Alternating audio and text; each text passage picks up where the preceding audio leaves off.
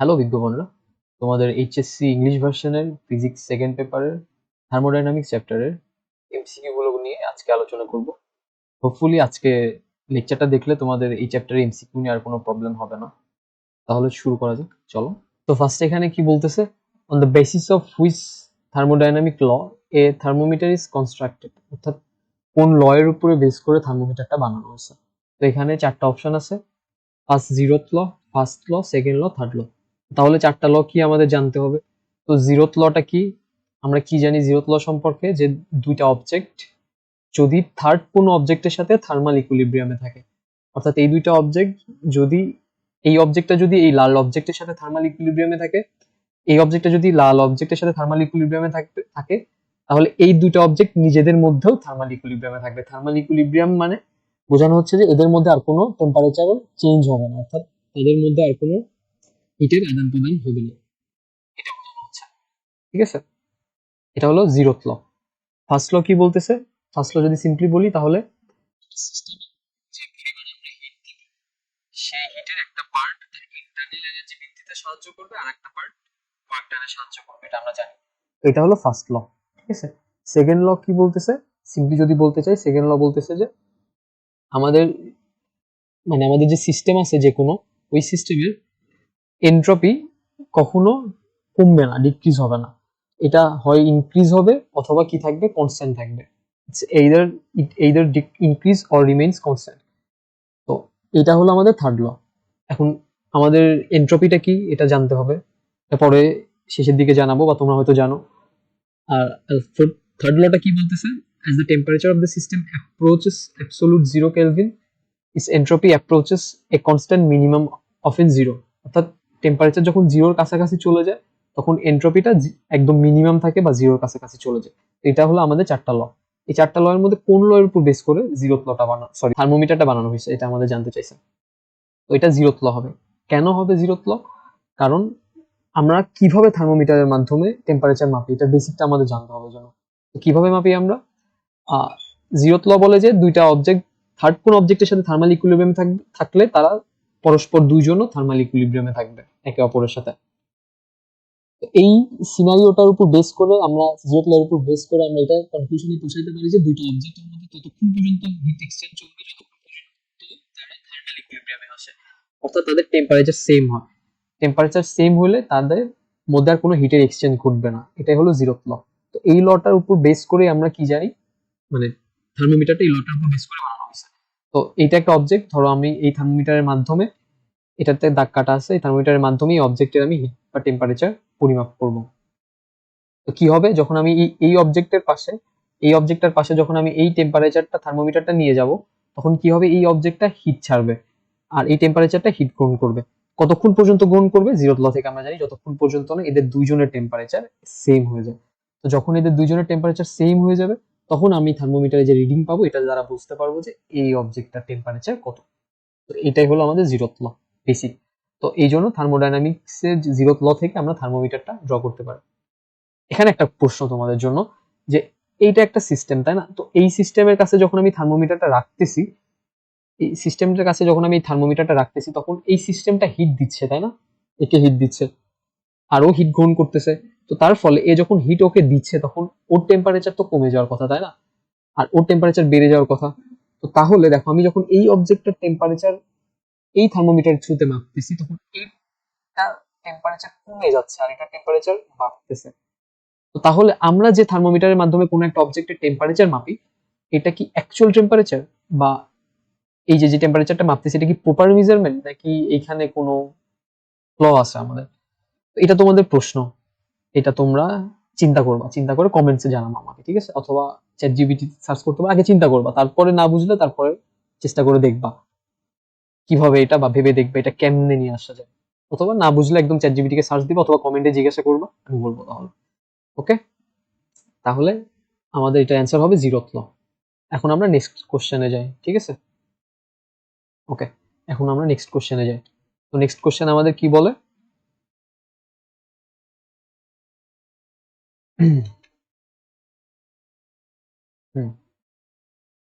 at what temperature Fahrenheit and Kelvin scales give the same reading?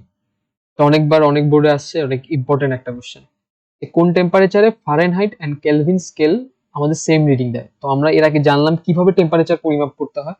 এখন temperature পরিমাপ করার অনেক ধরনের স্কেল আছে, যেমন degree Celsius scale, Fahrenheit scale, Kelvin scale. তো আমরা এখানে প্রশ্নতে জানতে চাইছে ফারেনহাইট আর কেলভিন স্কেলের মাধ্যমে আমরা টেম্পারেচার মাপবো, ঠিক আছে? কিন্তু এমন কোন টেম্পারেচার মাপবো যে টেম্পারেচারে ফারেনহাইটের যে রিডিং পাবো কেলভিনেরও সেম রিডিং পাবো? তো এটা জানার জন্য আমাদের রিলেশন জানতে হবে ফারেনহাইট, ডিগ্রি সেলসিয়াস আর কেলভিন স্কেলের মধ্যেখানে। তো আমরা জানি বা তোমরা জানো যে ফারেনহাইট আর কেলভিনের মধ্যে রিলেশন এইটার, ডিগ্রি সেলসিয়াসের মধ্যে রিলেশন এই যে এটা, C/5 সমান F-32/9 সমান K-273/5।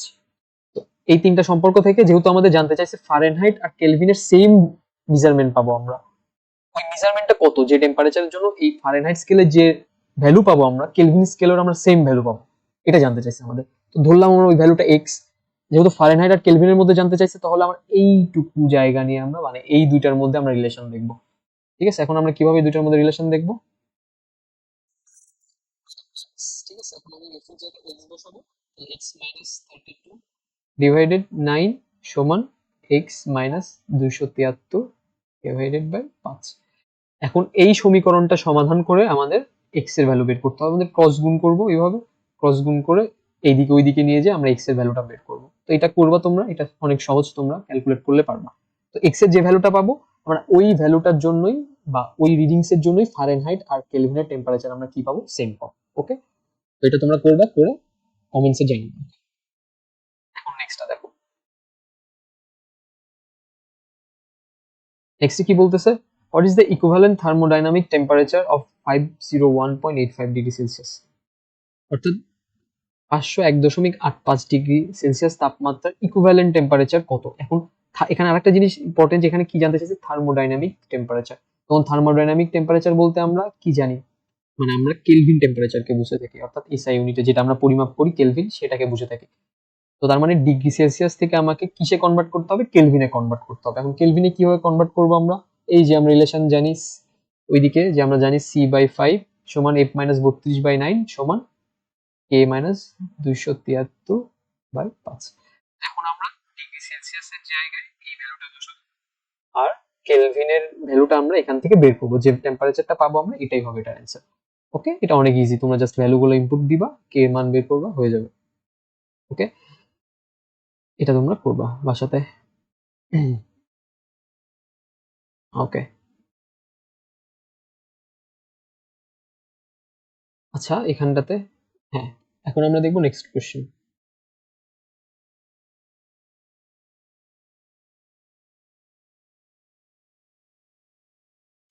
নেক্সট প্রশ্নতে কি বলতেছে, what is the difference of temperature between the top and bottom of 500 metre water column? এখানে স্পেসিফিক বলে দিছে আর হলো জি এর ভ্যালু বলে দিছে।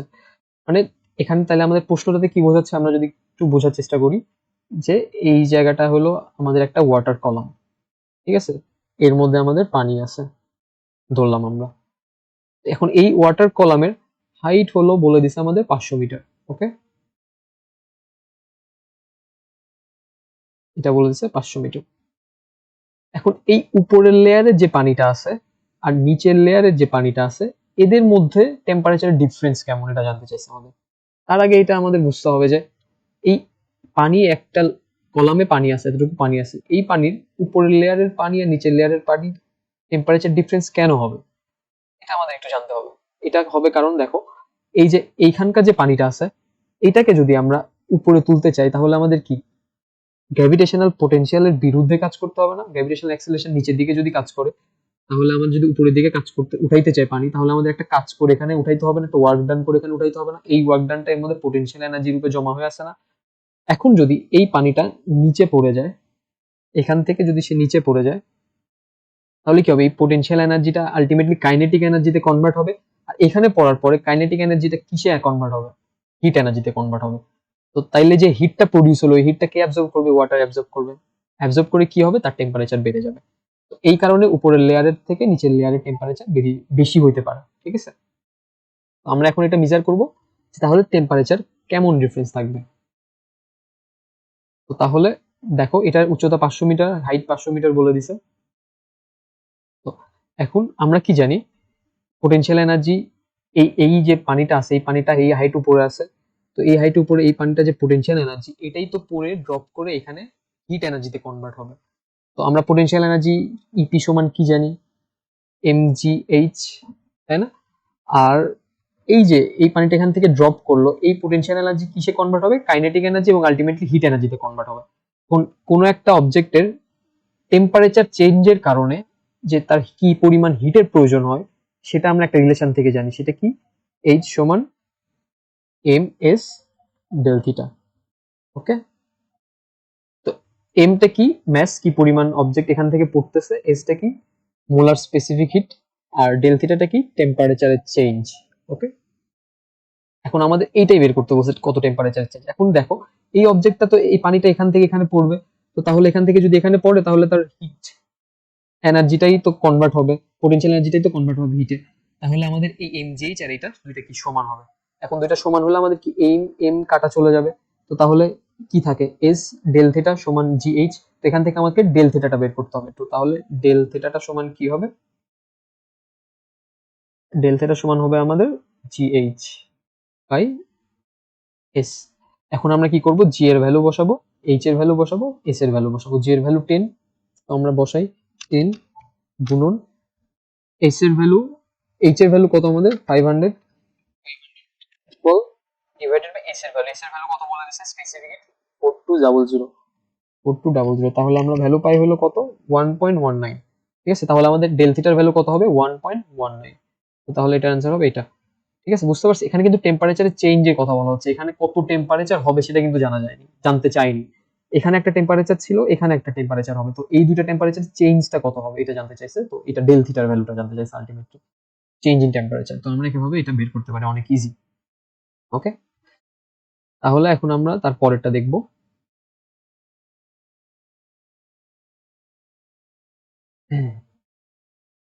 ওকে, a waterfall is, same প্রশ্ন, a waterfall is at height of 900 meter. If it is assumed that all the gravitational potential energy of water is transformed into heat, what will be the increase of temperature? Same প্রশ্ন আমাদের আবার বলতেছে যে এই যে এটার কি বলতেছে, 900 মিটার হাইটের একটা ওয়াটারফল থেকে পানি পড়তেছে নিচের দিকে, এবং এটার পোটেনশিয়াল এনার্জি কমপ্লিটলি হিট এনার্জিতে ট্রান্সফার হয়ে যাবে। তাহলে কি পরিমাণ ট্রান্সফার হবে, সরি টেম্পারেচার কি পরিমাণ চেঞ্জ হবে। তাহলে এই যে এখান থেকে যে উঠাইতে যে আমাদের পোটেনশিয়াল এনার্জি ছিল, এখান থেকে এটা উঠাইতে আমার যে পরিমাণ এনার্জি লস হয়েছে, ওই পরিমাণ এনার্জি এখান থেকে নামলে পাবো, এবং সেটা কত, mgh এর সমান, তাই না? এবং এটা সমান কি হবে আমাদের, এই যে এই এনার্জিটা হিট এনার্জিতে কনভার্ট হয়ে যাবে, এবং হিট এনার্জি সমান আমরা কি জানি, ms ডেল থিটা। এখন এই কাটা যাবে, ডেল থিটা এখান থেকে আমরা বের করতে পারবো, সেম প্রসিডিউর আগের মতো। ওকে, তারপরে নেক্সট প্রশ্নটা দেখবো আমরা। নেক্সট প্রশ্নতে কি বলতেছে, first law of thermodynamics represents conservation of which of the followings. Okay, তো ফার্স্ট ল কি কনজার্ভ করে আমরা তো জানি, এটা কি হবে, এনার্জি হবে। কেন এটা এনার্জি হবে, কেন প্রেসার হবে না, ফোর্স হবে না, ম্যাস হবে না?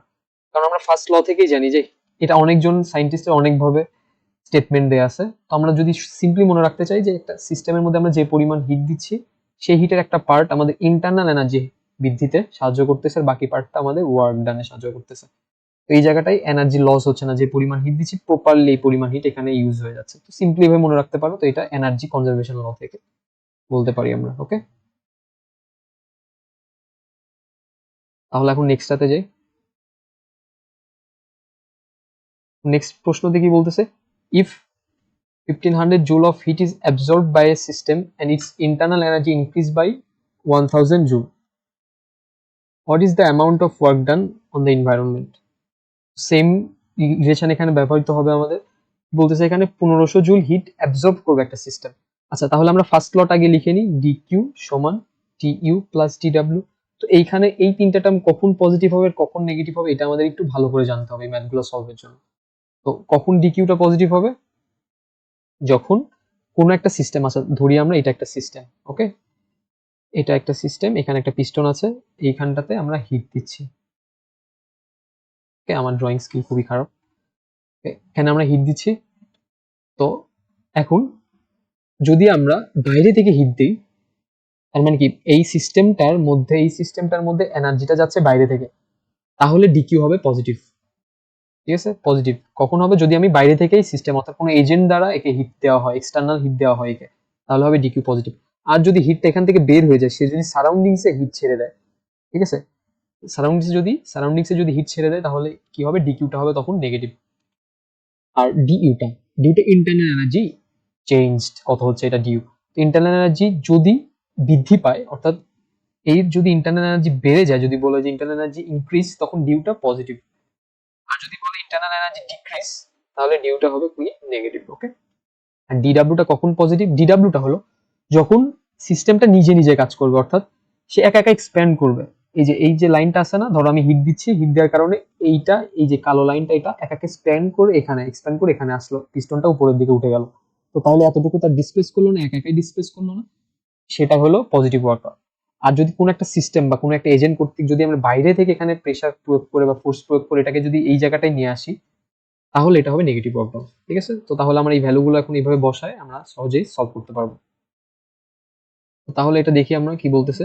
If 1500 joule of heat is absorb, তাহলে এখানে 1500 জুল হিট অ্যাবসর্ব করতেছে, তাই না? তাহলে ডিকিউটা কি হবে? পজিটিভ, কারণ এখানে বাইরে থেকে 1500 জুল দেওয়া হচ্ছে, সিস্টেমটা 1500 জুল নিচ্ছে, সে ছাড়তেছে না, এই জন্য ডিকিউটা পজিটিভ 1500। আর ডিউটা ইন্টারনাল এনার্জি ইনক্রিজ হচ্ছে 1000, তার মানে কি ডিউ পজিটিভ, ইনক্রিজ হলে ডিউ পজিটিভ আর ডিক্রিজ হলে ডিউ নেগেটিভ। তাহলে এখন আমার ওয়ার্ক ডান কত হবে? তো 1500 সমান এখানে কত হবে? 1000 প্লাস ডিডাব্লিউ। ডিডাব্লিউটা কি হবে? 1500 মাইনাস 1000, তাহলে কত হবে? ডিডাব্লিউ সমান 500। এখান থেকে এটা এদিকে গেলে মাইনাস হয়ে যাবে, তো ওভারঅল এটা কি হবে? 500। তো এটার অ্যান্সার হবে 500। ঠিক আছে, ইজি অনেক এগুলো, জাস্ট একবার মন দিয়ে দেখলে আমরা পারবো। এখন আমরা নেক্সটটাতে যাব। দেখো এখন এটাতে কি বলতেছে। The tire of a motor car suddenly burst while pumping it at temperature 15 degrees Celsius and at 2 atmospheric pressure. Then what is the final temperature of the stem? অর্থাৎ এখানে বোঝাচ্ছে যে একটা টায়ার ছিল, ঠিক আছে, এই টায়ারে পাম্প করা হইতেছিল। পাম্প মানে কি বুঝো তো? যে সাইকেলের চাকায় যে পাম্প দেয় না, হাওয়া দেয় না, ওইটা। তো হাওয়া দেওয়ার ফলে কি হচ্ছিল? এটা ফুলতেছিল। তো যখন এটাকে পাম্প করা হয়, তখন এটার এই চাকার মধ্যে যে এয়ার মলিকুল গুলো ছিল, এই এয়ার মলিকুলের টেম্পারেচার ছিল 15 ডিগ্রি সেলসিয়াস। ঠিক আছে, ধরো এটা T1 15 ডিগ্রি সেলসিয়াস, আর এটা অ্যাটমসফেরিক প্রেশার ছিল 2, অর্থাৎ প্রেশার ছিল এটা 2 অ্যাটমসফেরিক প্রেশার। তারপর এটা সাডেনলি ব্রাস্ট হয়ে গেল। তো এরকম যদি কোথাও বলা থাকে যে সাডেনলি, কুইক, ফাস্ট, তখন এটা বুঝে নিতে হবে এটা একটা অ্যাডিয়াবেটিক প্রসেস। ঠিক আছে, এটাকে কি বলা হবে? Adiabatic process. এখন প্রশ্ন হচ্ছে অ্যাডিয়াবেটিক প্রসেস কি? তো তোমরা যখন এমসিকিউ দেখতেছো, আই গেস তোমরা সিকিউ ফুল দেখে আসছো। আর যদি না দেখে থাকো, আমি শর্টে বলি না জেনে থাকলে। তো আমাদের কিছু থার্মোডাইনামিক্যাল ভেরিয়েবল আছে, যেগুলোকে বলা হয় প্রেশার, ভলিউম, টেম্পারেচার। ঠিক আছে, এই তিনটা থার্মোডাইনামিক্যাল ভেরিয়েবল। তো এদের মধ্যে কোনো একটা কনস্ট্যান্ট থেকে আরগুলোর ভেরিয়েশন আমরা চেক করে দেখি, চেঞ্জ আমরা চেক করে দেখি। তো কিভাবে করি এটা আমরা? সাপোজ কোনো একটা সিস্টেমের প্রেশারটা সেম থাকবে, কিন্তু বাকি ভলিউম, টেম্পারেচার চেঞ্জ হবে, তাহলে ওই প্রসেসটাকে আমরা বলবো আইসোবেরিক প্রসেস। ঠিক আছে, ওখানে কি থাকবে? প্রেশারটা সেম থাকবে, ভলিউম টেম্পারেচার চেঞ্জ হবে, বাট প্রেশারটা সেম থাকবে, তো এটাকে আমরা কি বলবো? আইসোবেরিক প্রসেস। তারপরে আর কি থাকে? যেমন আইসোকোরিক প্রসেস। তো আইসোকোরিক প্রসেসের ক্ষেত্রে কি হয়? এখানটাতে ভলিউমটা সেম থাকবে, তোমার ভলিউমটা কি থাকবে? কনস্ট্যান্ট, অর্থাৎ ভলিউমের কোনো এক্সচেঞ্জ ঘটবে না। একটা সিস্টেমে প্রেশার চেঞ্জ হইতে পারে, টেম্পারেচার চেঞ্জ হইতে পারে, বাট ভলিউমটা চেঞ্জ হবে না। এটাকে বলা হয় কি? Isochoric process. ওকে। আর থাকে কি? আইসোবেরিক, আইসোকোরিক, তারপর অ্যাডিয়াবেটিক প্রসেস, আইসোথার্মাল প্রসেস। আর একটা আইসোথার্মাল প্রসেস কি? যে ওই জায়গাটাতে টেম্পারেচারের কোনো চেঞ্জ হবে না, অর্থাৎ টেম্পারেচারটা কনস্ট্যান্ট থাকবে এই জায়গাটায়, আর প্রেশার এখানে চেঞ্জ হইতে পারে, ভলিউম চেঞ্জ হইতে পারে, বাট এখানে টেম্পারেচারটা কনস্ট্যান্ট থাকবে। তো এটাকে বলা হয় কি? Isothermal process. অ্যাডিয়াবেটিক প্রসেস কি? এই জায়গাটাতে প্রেশার, ভলিউম, টেম্পারেচার চেঞ্জ হইতে পারে, বাট এখানে হিটে এক্সচেঞ্জ করবে না। ওই সিস্টেমটাকে বাইরে থেকে কেউ হিট দিবে না, বা এই সিস্টেমটা বাইরে হিট দিবে না, অর্থাৎ এই সিস্টেমটা হিট অ্যাবজর্ব করবে না, বা সিস্টেমটা হিট ইমিট করবে না। তো তাহলে এই প্রসেসটাকে বলা হয় অ্যাডিয়াবেটিক প্রসেস। ঠিক আছে, তো এই অ্যাডিয়াবেটিক প্রসেসের ক্ষেত্রে এই অ্যাডিয়াবেটিক প্রসেসটা খুব ফাস্ট হয়ে থাকে, কুইক হয়ে থাকে, কারণ এখানে কোনো হিটের এক্সচেঞ্জ নাই। আর আইসোথার্মাল প্রসেসটা স্লোলি হয়ে থাকে, কারণ এখানে টেম্পারেচারটা কনস্ট্যান্ট রাখতে হবে। কোথাও যদি বলে থাকে খুব ফাস্ট, কুইক, সাডেনলি, এই টাইপের ওয়ার্ডস থাকলে বুঝে নিতে হবে এটা কি অ্যাডিয়াবেটিক প্রসেস। আর যদি স্লো প্রসেস বলা থাকে তাহলে এটা হবে কি আইসোথার্মাল প্রসেস। ওকে, এখন অ্যাডিয়াবেটিক প্রসেসের জন্য আমার প্রেসার, ভলিউম, টেম্পারেচারে কিছু রিলেশন আছে, তো এগুলো জানতে হবে এটা সলভ করার জন্য। তো সেটা কি দেখো আমরা লিখে রাখছি এখানে, এই তো এটা হলো আমার টেম্পারেচার প্রেসারের মধ্যে রিলেশন, এটা এটা হলো প্রেসার ভলিউমের মধ্যে রিলেশন, আর এটা হলো টেম্পারেচার ভলিউমের মধ্যে রিলেশন।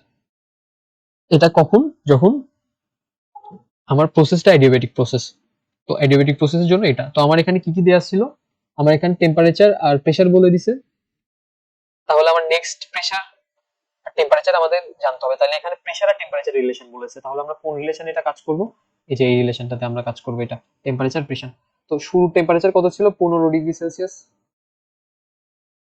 ওকে, প্রেসার কত ছিল, 2 অ্যাটমসফিয়ারিক প্রেসার, তাহলে P1 2 atmospheric pressure, T1 15 degree Celsius. তো তাহলে আমাকে P2 কত হবে, আচ্ছা এখানে ব্রাস্ট হওয়ার পরে এখানে এয়ার মলিকুলের যে প্রেসার থাকে নর্মাল, সে প্রেসারটা হবে, সেটা কত, অ্যাটমসফিয়ারিক প্রেসার, অর্থাৎ আমাদের অ্যাটমসফিয়ারে যে প্রেসার থাকে, অর্থাৎ এই যে চাকাটা যখন ব্লাস্ট হয়ে গেল, তারপর তো চাকার মধ্যে যে এয়ার গুলো ঢুকে গেল এবং ওই এয়ারে যে প্রেসার গুলো থাকবে এটা তো অ্যাটমসফিয়ারিক প্রেসারের সমানই। আর অ্যাটমসফিয়ারিক প্রেসার কত আমরা জানি, standard atmospheric pressure 1 atmospheric pressure.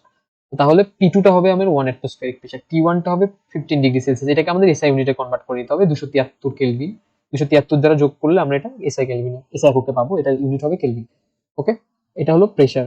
তাহলে আমাদের নেক্সট প্রেসার জানি 1 atmospheric pressure, initial pressure 2 atmospheric pressure, initial temperature এই 15 ডিগ্রির সাথে 273 যোগ করলে আমরা কেলভিনে পাবো। তাহলে নেক্সট টেম্পারেচারটা কত হবে, আমাদের T2 বের করতে হবে। তো তাহলে জাস্ট এই ভ্যালুগুলোকে এখানে ইনপুট করে দিলে T1 এর জায়গায় এই ভ্যালু, T1 এর জায়গায় এই ভ্যালু, T2 এর জায়গায় এই ভ্যালু, আর T2 এর জায়গায়, আচ্ছা T2 টা তো আমরা বের করবো, তো এই ভ্যালুটা আমরা বের করবো।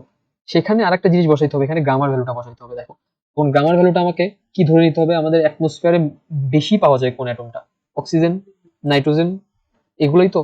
তো এগুলো দেখো ডায়াটমিক গ্যাস, তাই না, 2টা করে অ্যাটম থাকে এগুলোতে। তো এই জন্য ইন জেনারেল এখানে যদি উল্লেখ করে দেওয়া না থাকে, দেখো এখানে কিন্তু উল্লেখ করে দেওয়া নাই কোন অ্যাটম এটা, তো তাহলে এক্ষেত্রে তোমার এই গামার ভ্যালু ডায়াটমিক গ্যাসের জন্য এটা বসাইতে হবে, এটা 1.40 হবে গামার ভ্যালু। তো এখানে বসায় তুমি তাইলে এখানে T2 ক্যালকুলেট করতে পারবা ইজিলি। ঠিক আছে, এখানে জাস্ট ভ্যালু বসাই গেলে এখানে T2 ইজি ক্যালকুলেট করলে হয়ে যাবে, অনেক সহজ। ওকে, পারবা তোমরা ইজিলি। এখন আমরা, আচ্ছা এখানে এখানে তো অ্যাডিয়াবেটিক প্রসেস, যদি আইসোথার্মাল প্রসেসের জন্য জানতে চাইতো তাহলে আমরা জানি আইসোথার্মাল প্রসেসের জন্য রিলেশন কেমন, পিভি কনস্ট্যান্ট, তার প্রেসার আর ভলিউমের মধ্যে ইনভার্স রিলেশন, তাই না। তো তাইলে এরকম, তাইলে আমরা এখন কনস্ট্যান্ট সাইন তুলে দিলে, প্রপোর্শনাল সাইন তুলে নিলে এখানে একটা কনস্ট্যান্ট আসে, তো 1/v, তারপর ক্রস গুণ করলে পিভি সমান কনস্ট্যান্ট পাই, তাই না। তাহলে আমরা বলতে পারি P1V1 সমান P2V2, এটা কখন আইসোথার্মাল প্রসেসের জন্য। কিন্তু যখন অ্যাডিয়াবেটিক প্রসেস তখন এই জায়গাটা একটা গামা ফ্যাক্টর গুণ হয়ে যাবে, জাস্ট এটাই ডিফারেন্স। ঠিক আছে, প্রেসার আর ভলিউমের মধ্যে, তো এটা মাথায় রাখবা তোমরা, তাহলে ইজিলি করতে পারবো। এখন আমরা নেক্সটটাতে দেখি। ওকে, নেক্সট প্রশ্ন কি বলে, what will be the decrease in temperature due to bursting the tyre. আচ্ছা শুরুর এটা অ্যান্সার আমি করে রাখছিলাম, ও সরি এটা চলে গেছে, তোমরা এটা করে দেখবা T2, ঠিক আছে। এটা কত হবে, এটা অ্যারাউন্ড 27 হতে পারে, চেক করে দেখতে হবে T2, জাস্ট ভ্যালু গুলো বসায় মানটা বের করে দেখবা, ইজি অনেক। তারপরে হ্যাঁ, তারপরে এখানে কি বলছে, what will be the decrease in temperature due to bursting of the tyre. আচ্ছা শুরুতে আমার টেম্পারেচার ছিল 15 ডিগ্রি, তারপর এখান থেকে যে আমি টেম্পারেচারটা পাবো, ধরো সাপোজ 37 ডিগ্রি পাইছি, -37 পাইছি আর কি। তাইলে এখন আমার ডিফারেন্স কত হবে, তাইলে ফাইনাল টেম্পারেচার -37 -15, এটা করলে যে ভ্যালুটা পাবো আমরা, এই ভ্যালুটাই হবে আমাদের টেম্পারেচারের ডিফারেন্স। ডিক্রিজ মানে কতটুকু ডিক্রিজ হয়ে গেছে, অর্থাৎ ইনিশিয়াল টেম্পারেচার পরের টেম্পারেচারের ডিফারেন্সটা কত, এটা আমরা পাবো। ঠিক আছে, অনেক ইজি। এটা কত হবে, 52 হবে, এটা 37 -15 করলে। এগুলো তোমরা বাসাতে খাতা কলম নিয়ে বসে করবা, অনেক সহজ। ওকে, তারপরে নেক্সটটাতে কি বলতেছে,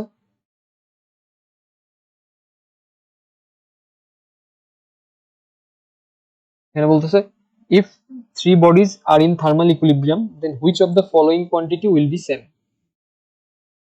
দেখো, তিনটা বডি যদি থার্মাল ইকুইলিব্রিয়ামে থাকে তাহলে কোন কোয়ান্টিটিটা সেম হবে? দেখো, ম্যাস কি সেম হবে? দেখো, এর আগে যখন থার্মোমিটারের মাধ্যমে যে কোনো একটা অবজেক্টের টেম্পারেচার মাপলা, তখন দেখো জিরোথ ল থেকে আমরা কি জানি যে দুইটা অবজেক্টের মধ্যে যতক্ষণ পর্যন্ত না টেম্পারেচার সেম থাকবে ততক্ষণ পর্যন্ত হিট এক্সচেঞ্জ হতে থাকবে।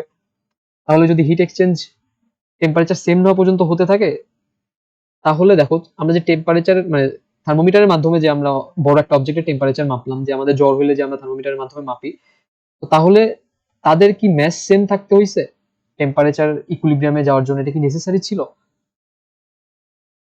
যদি তাই হইতো তাইলে তো আমরা মাপতে পারতাম না, তাই না? এত ছোট ডিভাইস আমরা পাইতাম না। ওকে, তো তাহলে ম্যাস কি হবে? এটা কি নেসেসারি যে ম্যাস সমান হইতে পারে? Three bodies are thermal equilibrium, then which of the following quantity will be same? তো ম্যাস কিন্তু নেসেসারি না যে সেম হবে, তাহলে এটা হবে না, কারণ ম্যাস ওই থার্মোমিটারে ম্যাস অনেক কম ছিল আমার থেকে, তারপর আমরা থার্মাল ইকুইলিব্রিয়ামে গেইন করতে পারছি, যার মাধ্যমে আমরা টেম্পারেচার আমাদের বডিটা মাপতে পারছি, তাই না? তো তাহলে কিন্তু এটা হবে না, ম্যাস হবে না, কারণ ম্যাস সেম থাকলে হতে পারে, নাও হতে পারে। তো এটা এই জন্য এটা হবে না, নেসেসারি না। তারপর টেম্পারেচার, হ্যাঁ টেম্পারেচার, একমাত্র টেম্পারেচার যদি সেম থাকে এই দুইটা অবজেক্ট, এই দুইটা অবজেক্ট, এই দুইটা অবজেক্ট, অর্থাৎ তিনটা অবজেক্টের যদি তিনজনেরই সেম, তিনজনেরই যদি টেম্পারেচার সেম থাকে,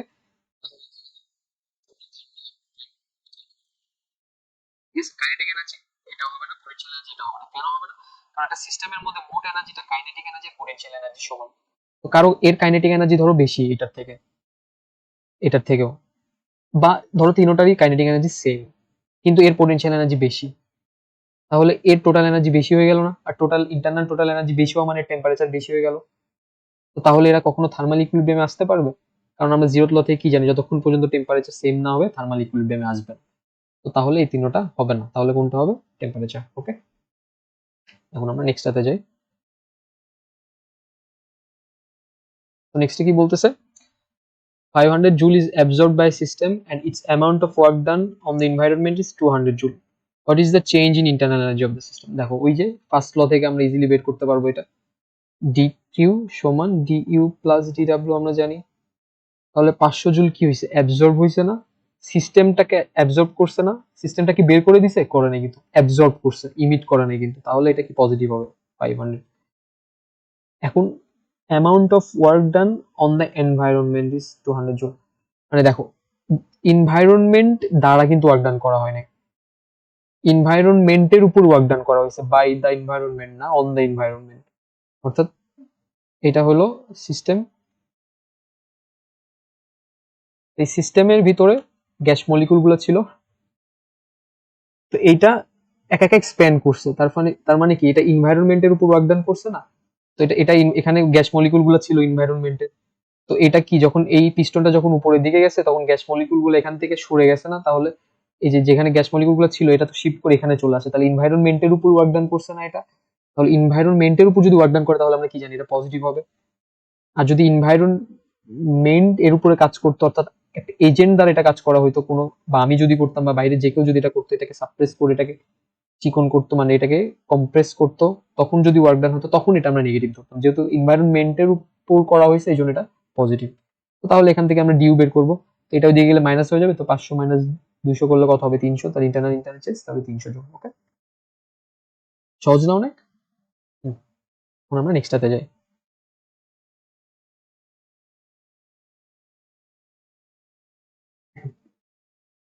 এখন এখানে কি বলতেছে? First law of thermodynamics establish relation between which of the two quantities below? Force and energy. দেখো, আমরা ফার্স্ট ল থেকে কি জানি? এনার্জি কনজারভেশন না? এনার্জি কনজারভেশন কখন হবে? যখন আমাদের টার্ম গুলো শুধু এনার্জি নিয়ে থাকবে অথবা ওয়ার্ক নিয়ে থাকবে। তো এখানে ফোর্স আর এনার্জি তো সেম না, তো এটাই জন্য হবে না। ওয়ার্ক এন্ড পাওয়ারও তো সেম না, এটা এনার্জি, ওয়ার্ক আর এনার্জি ইকুইভ্যালেন্ট, তো এটাকে আমরা বলতে পারি, কিন্তু পাওয়ার আর এনার্জি তো সেম না, তো এটা দেওয়া হবে না। এখানে হিট এন্ড ওয়ার্ক, তাহলে হিট এন্ড ওয়ার্ক দিয়ে আমরা জানি না যে যে পরিমাণ হিট দিচ্ছে আর একটা অংশ ইন্টারনাল এনার্জি বৃদ্ধিতে সাহায্য করতেছে, একটা অংশ ওয়ার্ক ডান, তার পুরোটা এনার্জি কনজারভেশন না, সবখানে এনার্জি না। তো এই জন্য এই সি নাম্বারটা হবে অ্যান্সার। এটাও দেখো, ফোর্স ফোর্স আর এনার্জি তো সেম না, আমরা কি জানি? ডাব্লিউ সমান এফ ডট এস, তাই না? ফোর্স টাইম ডিসপ্লেসমেন্ট করলে আমরা ওয়ার্ক ডান পাই, ঠিক আছে? আর এই ওয়ার্ক ডানটাই তো এনার্জি, তাহলে ফোর্স আর এনার্জি কি সেম হলো? হলো না, এই জন্য অ্যান্সারটা কি হবে? সি নাম্বার অ্যান্সারটা হবে, ঠিক আছে? এটা হবে। ওকে, তাহলে এখন আমরা নেক্সটটাতে যাই।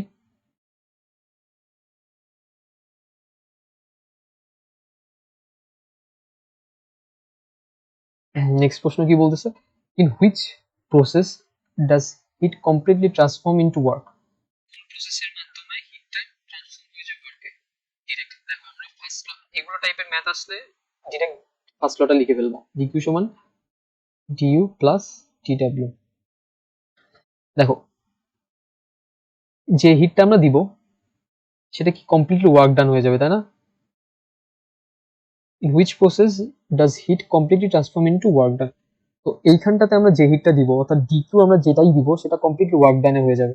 কখন এটা হবে? যখন আমাদের কোনো ডিউ থাকবে না, ডিউ এর ভ্যালু জিরো হবে। ডিউ এর ভ্যালু কখন জিরো হবে? আমরা জানি আইসোথার্মাল প্রসেসের জন্য।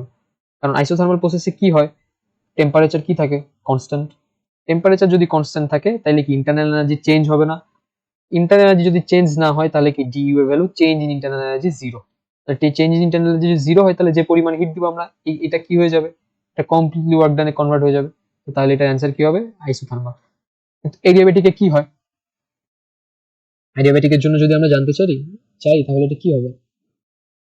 দেখো আমরা যে এনার্জি দিব অ্যাডিয়াবেটিক প্রসেসের জন্য, কিন্তু আমার ফার্স্ট ল এটা বলে ডিকিউ সমান ডিউ প্লাস ডিডব্লিউ। অ্যাডিয়াবেটিক প্রসেসের জন্য কিন্তু আমার হিট কোনো এক্সচেঞ্জ হবে না, অর্থাৎ কোনো সিস্টেমে আমি হিট দিব না, বের করে দিব। আচ্ছা, হিট আর টেম্পারেচার দুইটা কিন্তু ডিফারেন্ট জিনিস। টেম্পারেচার হলো কোনো একটা অবজেক্টের একটা স্টেট যেটা ডিটারমাইন করে সে হিট দিবে না হিট নিবে। আর হিটটা হলো একটা এনার্জি, ঠিক আছে? দুইটা কিন্তু ডিফারেন্ট জিনিস। টেম্পারেচার হলো একটা স্টেট যেটা ডিটারমাইন করে যে হিটটা দিবে না নিবে। যেমন ধরো আমরা মানুষ, আমাদের খিদা থাকে, তো খিদাটা ডিটারমাইন করে যে আমরা ভাত খাবো নাকি খাবো না, তাই না? তো খিদা আর মানুষ কি এক? দুইটা কিন্তু ডিফারেন্ট জিনিস। খিদা একটা আমাদের স্টেট, যে আমাদের একটা স্টেট, যখন আমাদের পেটে খাবার থাকে না তখন আমাদের খিদা লাগে, যখন খিদা লাগে তখন আমরা খাবার খাই, তাই না? তো খিদা আর খাবার কিন্তু সেম না, তেমনি ভাবে খিদা মানুষও সেম না, তেমনি ভাবে হিট আর টেম্পারেচারও কিন্তু সেম না। তো হিটটা কি করে? হিটটা সরি, অ্যাডিয়াবেটিক প্রসেসের জন্য হিটের এক্সচেঞ্জ হবে না, তাহলে ডিকিউটা কি হবে? জিরো। তাহলে আমাদের রিলেশনটা কি হবে? ডি ইউ সমান মাইনাস ডিডাব্লিউ, বা ডিডাব্লিউ সমান মাইনাস ডি, অর্থাৎ একটাকে এইদিকে নিয়ে গেলে আর একটা ওইদিকে নেগেটিভ হয়ে যাবে, তাই না?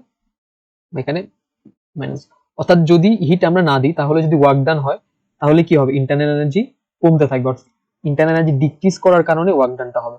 আর যদি ইন্টারনাল ওয়ার্ক ডান যদি ডিক্রিজ হয়, অর্থাৎ যদি কম্প্রেস হতে থাকে সিস্টেম, তাহলে কি ইন্টারনাল এনার্জি বৃদ্ধি থাকবে, অর্থাৎ এখানে প্রথমে ছিল তারপর এটা এখন এখান থেকে এখানে চলে আসছে, তাহলে কি হবে? ইন্টারনাল এনার্জি বেড়ে যাবে, অর্থাৎ টেম্পারেচার বেড়ে যাবে। এটা হবে অ্যাডিয়াবেটিক প্রসেসের জন্য।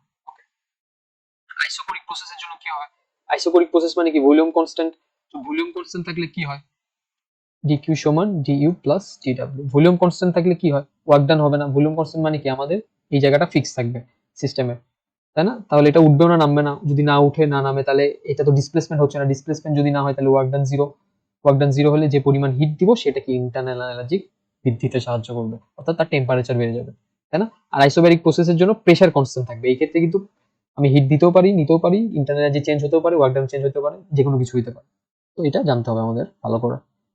Okay? তাহলে আমরা নেক্সটে যাই।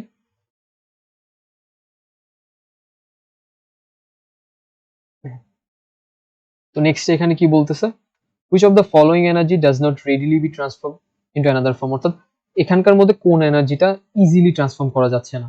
Hit energy, light energy, sound energy, mechanical energy. এটা তোমাদের একটু জানতে হবে যে হিট এনার্জি এক ফর্ম থেকে আরেক ফর্মে সহজে নিয়ে যাওয়া যায়, লাইট এনার্জিও এক ফর্ম থেকে আরেক ফর্মে নিয়ে যাওয়া যায়। দেখো লাইট এনার্জি থেকে আমরা কাইনেটিক এনার্জিতে কনভার্ট করতে পারি। কোন এক্সপেরিমেন্ট থেকে এটা আমরা জানতে পারি? অনেক একটা ফেমাস এক্সপেরিমেন্ট যার মাধ্যমে আইনস্টাইন কি পাইছে? নোবেল পাইছে। সেটা কি? ফটো ইলেকট্রিক ইফেক্ট, তাই না? তো এই লাইট এনার্জি থেকে আমরা যে কোনো এনার্জিতে ইজিলি কনভার্ট করতে পারি। তেমনি হিট এনার্জি, সাউন্ড এনার্জিতে ইজিলি কনভার্ট করা যায় না। তো এটার অ্যান্সার হবে সাউন্ড, এটা জানতে হবে। আর মেকানিক্যাল এনার্জি তো যে কোনো এনার্জিতে কনভার্ট হয়। আমরা এত ম্যাথ করে আসছি, এটা তো জানার কথা, তাই না? আচ্ছা, এখন আমরা নেক্সটে যাই। হুম, নেক্সট এখন এই প্রশ্নটাতে কি বলতেছে, energy of a system can be completely converted into work only. আচ্ছা, এটা আমরা মাত্র দেখে আসলাম যে একটা সিস্টেমের এনার্জি ওয়ার্ক ডানে কখন কমপ্লিটলি কনভার্ট করা যাবে? যখন অ্যাডিয়াবেটিক প্রসেস, তাই না? অ্যাডিয়াবেটিক প্রসেস না, তখন কি আইসোথার্মাল প্রসেস, কারণ সেই জায়গাটাতে কি হবে, ডিইউ জিরো হয়ে যাবে, জিইউ যদি জিরো হয় ডিকিউ সমান কি হবে, ডিডাব্লিউ হবে, তাহলে সম্পূর্ণ হিটটা ওয়ার্ক ডানে কনভার্ট হয়ে যাবে। নেক্সটে কি বলতেছে, if the temperature of the system will remain the same, the internal energy will, যদি টেম্পারেচার সেম হয় তার মানে কি আইসোথার্মাল প্রসেস, আইসোথার্মাল প্রসেসের জন্য কি ডি ইউটা জিরো, তাই না, এই জন্য কি ইন্টারনাল এনার্জি কি হবে, জিরো হবে, মানে ইন্টারনাল এনার্জি চেঞ্জটা জিরো হবে, ইন্টারনাল এনার্জি কিন্তু জিরো হবে না, এটা কিন্তু একটা ইম্পর্টেন্ট কনসেপ্ট। অর্থাৎ এর কোন একটা সিস্টেমের মোট ইন্টারনাল এনার্জি কিন্তু আমরা কখনো প্রপারলি মেজার করতে পারি না, কারণ এতগুলো অ্যাটম থাকে এই জায়গাটা, অ্যাটমের কাইনেটিক এনার্জি আছে, পোটেনশিয়াল এনার্জি আছে, এগুলো সব এনার্জি অ্যাভারেজ করে আমরা স্ট্যাটিস্টিক্যাল ডিস্ট্রিবিউশনের মাধ্যমে করতে পারি, যদি এগুলো বড় ক্লাসে তোমাদের ফিজিক্স অনার্স করলে বা ইঞ্জিনিয়ারিং করলে তখন জানতে পারবা, বাট আমরা কমপ্লিটলি এনার্জি বের করতে পারি না, আমরা এনার্জি চেঞ্জ বের করতে পারি, তো এই এনার্জি চেঞ্জটা জিরো হবে, ঠিক আছে। তারপরে নেক্সট প্রশ্নতে আমরা যাই, কি বলছে, which of the following is true, in isothermal process temperature remains constant, হ্যাঁ আইসোথার্মাল প্রসেসের ডেফিনেশনই তো এটা, টেম্পারেচার কনস্ট্যান্ট থাকলে isothermal process.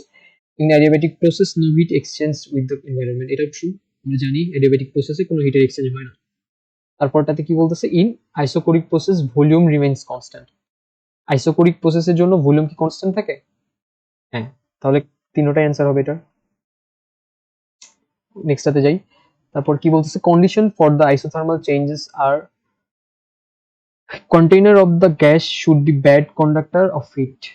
Every operation should be done very slowly and temperature should remain constant, which of the following is true, okay? দেখো isothermal চেঞ্জটা অনেক কি, আইসোথার্মাল মানে কি, যেখানে টেম্পারেচারে চেঞ্জ হবে না, টেম্পারেচার চেঞ্জ যদি না হইতে চায় তাহলে এটা অবশ্যই একটা ব্যাড কন্ডাক্টর হইতে পারে, কারণ গুড কন্ডাক্টর হইলে তো এখানে হিট এক্সচেঞ্জ হবে, হিট এক্সচেঞ্জ হলে তো টেম্পারেচার চেঞ্জ হয়ে যাবে, ব্যাড কন্ডাক্টর হলে তো সহজে হিট এক্সচেঞ্জ হবে না, তাহলে টেম্পারেচার কি হবে, কনস্ট্যান্ট থাকবে, তাই না। Container of the gas should be bad conductor of it, হ্যাঁ, every operation should be done very slowly, হ্যাঁ স্লোলি যদি হয় তাহলে টেম্পারেচার কি থাকবে, কনস্ট্যান্ট থাকতে পারে, ফাস্ট হয়ে গেলে এটা কি হয়ে যাবে, অ্যাডিয়াবেটিক প্রসেস, টেম্পারেচার চেঞ্জ হয়ে যেতে পারে। আর টেম্পারেচার শুড রিমেইন কনস্ট্যান্ট, হ্যাঁ তাহলে তিনটাই ট্রু হবে এটা, ঠিক আছে, টেম্পারেচার কনস্ট্যান্ট থাকলেই তো আইসোথার্মাল চেঞ্জ হয়। ওকে, নেক্সটটাতে আমরা যাই, এখন নেক্সটে কি বলতেছে, when a cold spoon is dipped in a cup of a hot tea the internal energy of the spoon will increase, তাহলে কি, এখানে যদি একটা কাপ থাকে, কাপের মধ্যে ধরো একটা চামচ, চামচটা কি ঠান্ডা চামচ ছিল, কোল্ড স্পুন, এটা যদি হট টি এর মধ্যে রাখা হয় তাহলে কি হবে, হিট এক্সচেঞ্জ ঘটবে, হটার অবজেক্ট হিট রেডিয়েট করবে, কোল্ডার অবজেক্ট হিট কি করবে, অ্যাবজর্ব করবে, আনটিল দ্য টেম্পারেচার রিমেইন কি সেম, যতক্ষণ পর্যন্ত না তাদের টেম্পারেচার কি হবে, ইকুইলিব্রিয়ামে আসবে, সেম টেম্পারেচার হবে, ততক্ষণ পর্যন্ত কি হবে, হিট অ্যাবজর্ব করতে থাকবে কে, স্পুন, আর হিট দিবে কে, হট।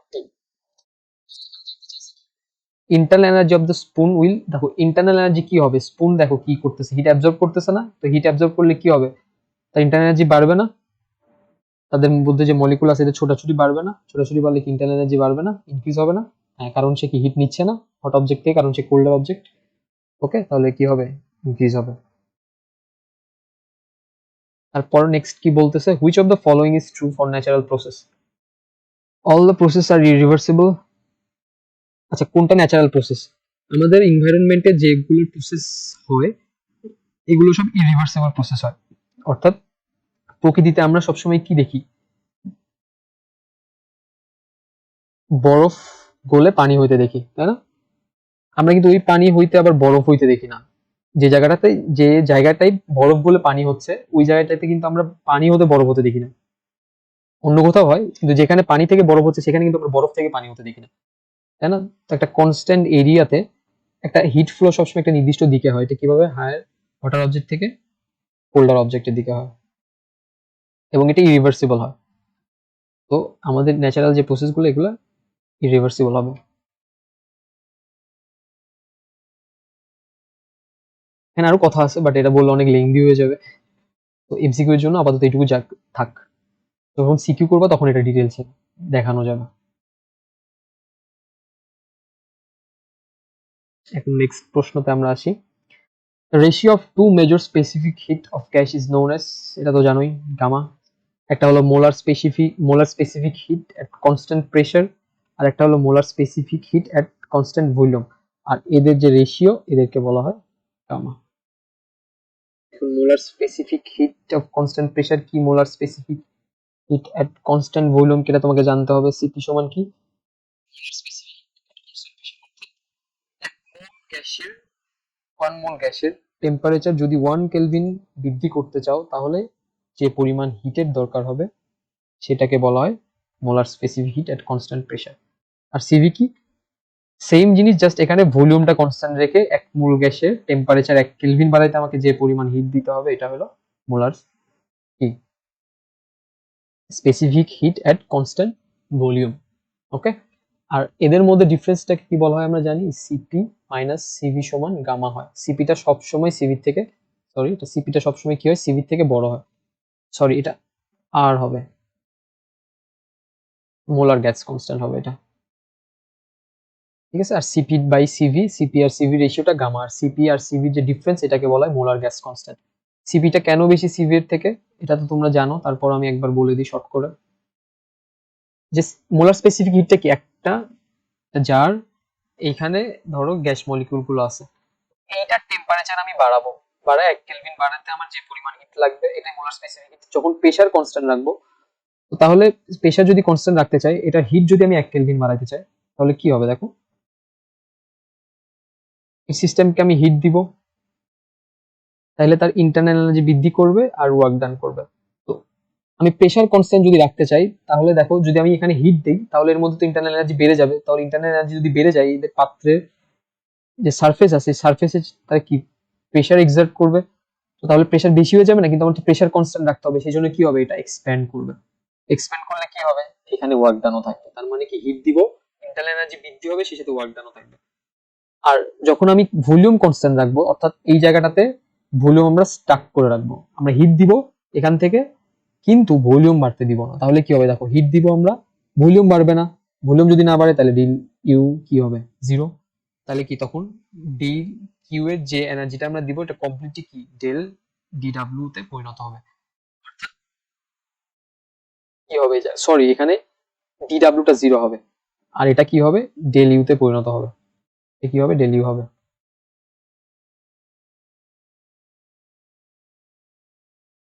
অর্থাৎ দেখো তাহলে, কারণ কি এখানে ফিক্স আছে, এটাকে আমি এক্সপ্যান্ড করতে দিচ্ছি না, তার মানে কি এটা ডিসপ্লেস হচ্ছে না মানে কি ওয়ার্ক ডান হচ্ছে না, তার মানে ডিডব্লিউ জিরো, তার মানে molar specific heat at constant ভলিউমের জন্য এটা হচ্ছে, আর molar specific heat at constant প্রেসারের জন্য এটা হচ্ছে। তাহলে দেখো যে পরিমাণ হিট দিচ্ছি এই পরিমাণ হিট দেখো টোটাল এনার্জিটা কি হচ্ছে আমার, এই যে ইন্টারনাল এনার্জি বৃদ্ধিতে একটা হেল্প করতেছে, ইন্টারনাল এনার্জি বৃদ্ধিটাই তো আমার টেম্পারেচার বৃদ্ধিতে সাহায্য করে, আমার টেম্পারেচার 1 কেলভিন বাড়াইতে হবে না, তাহলে ইন্টারনাল এনার্জি বৃদ্ধিটাই আমার কি টেম্পারেচার বাড়াইতে সাহায্য করতেছে, তাই না। তাহলে এই যে যে আমরা হিট দিতেছি এই হিটের একটা অংশ ইন্টারনাল এনার্জি বৃদ্ধি করতেছে আর একটা অংশ কি ওয়ার্ক ডান করতেছে, কিন্তু এই যে কনস্ট্যান্ট ভলিউমের ক্ষেত্রে কিন্তু ওয়ার্ক ডান জিরো, তাহলে আমি যে হিট দিচ্ছি সেটাই আমার টেম্পারেচার বৃদ্ধিতে হেল্প করতেছে। তাহলে আমার 1 কেলভিন টেম্পারেচার বৃদ্ধিতে কোথায় বেশি হিট দিতে হচ্ছে দেখো, চিন্তা করে দেখো, সিপি তে দিতে হচ্ছে না, কারণ আমি যে হিট দিচ্ছি সেটার একটা অংশ তো কাজে খেয়ে নিচ্ছে, কিন্তু এখানে তো কাজ খাচ্ছে না, সম্পূর্ণটাই টেম্পারেচার বাড়াইতে সাহায্য করতেছে, তাহলে এখানে এক হিট দিলে সহজে আমার টেম্পারেচার বেড়ে যাচ্ছে না, এই জন্য সিপিটা কম হয়, সিপিটা বেশি হয়, এই জন্য সিপি মাইনাস সিভি সমান কি হয় আর হয়। এটা একটা প্রুফ আছে, এটা বইতে পড়ে নিও আর কেন হচ্ছে, আর কনসেপ্টটা তো বুঝতে পারছো। ওকে, তাহলে আমরা এখন নেক্সট সাথে যাই।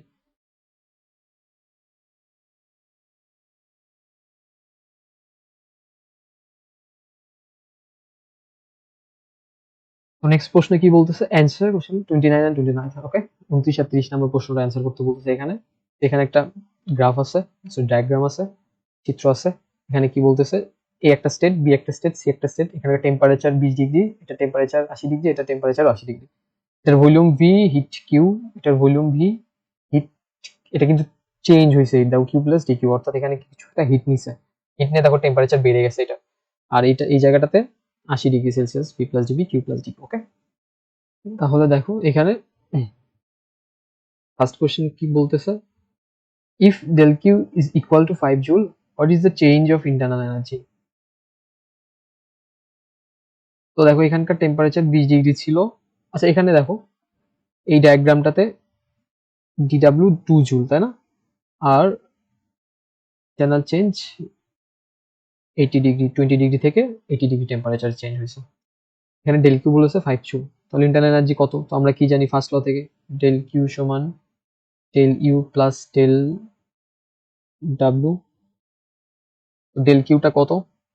এখানে বলেছে 5 জুল, আমাদের ডেল ইউ বলে দিছে কত, এটাই আমাকে বের করতে হবে, internal change, internal energy change, এভাবে রেখে দিব। আর আমাদের ডেল ডাব্লিউটা কত, এটা বলে দিছে 2 জুল।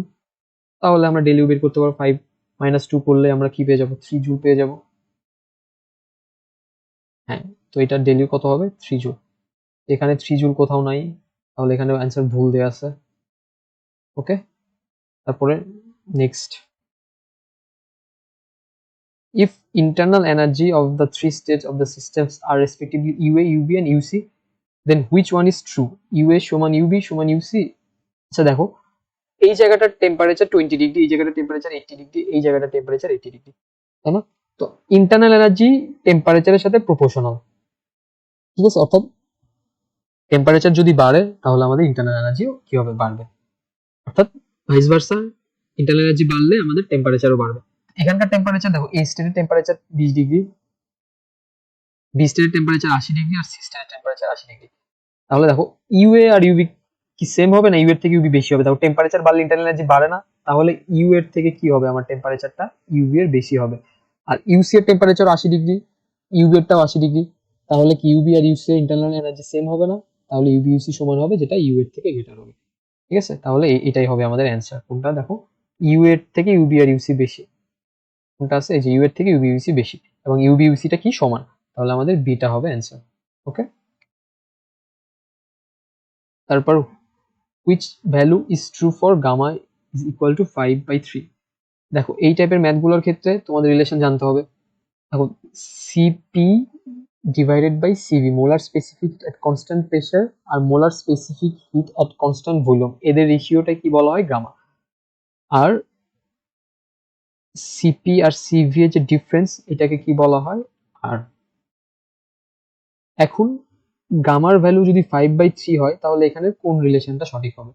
গামার ভ্যালু আমরা 5/3 বসাবো, তাহলে সিপি ভাগ সিভি সমান 5/3। তাহলে এখন যদি আমি কস গুণ করি তাহলে কি হবে, 3 সিপি সমান 5 সিভি। এখন সিপির ভ্যালুটা এখানে কি জানতে চাই, দেখো সিপি অথবা সিভি, আচ্ছা তিনটা সিভি তে ভ্যালু বের করা আছে, তাই না? আমরা তাহলে এখন সিভির ভ্যালুটা বের করে চেক করে দেখি অ্যাকচুয়ালি কি। তাহলে এখান থেকে আমি সিভি সমান কি হবে, 3/5 ইন্টু সিপি। এখন এই সিভির ভ্যালুটা আমি এখানে ইনজেক্ট করব। তাহলে এখানে যদি ইনজেক্ট করি তাহলে কি হবে, সিপি মাইনাস 3/5 সিপি এই সমান আর। তাহলে এখান থেকে যদি সিপি কমন নিই তাহলে কি হবে, 1 মাইনাস 3/5 ইন্টু আর। তো এই জায়গাটা আমরা নর্মাল ক্যালকুলেট করে বের করতে পারবো। তাহলে সিপি সমান কি হবে,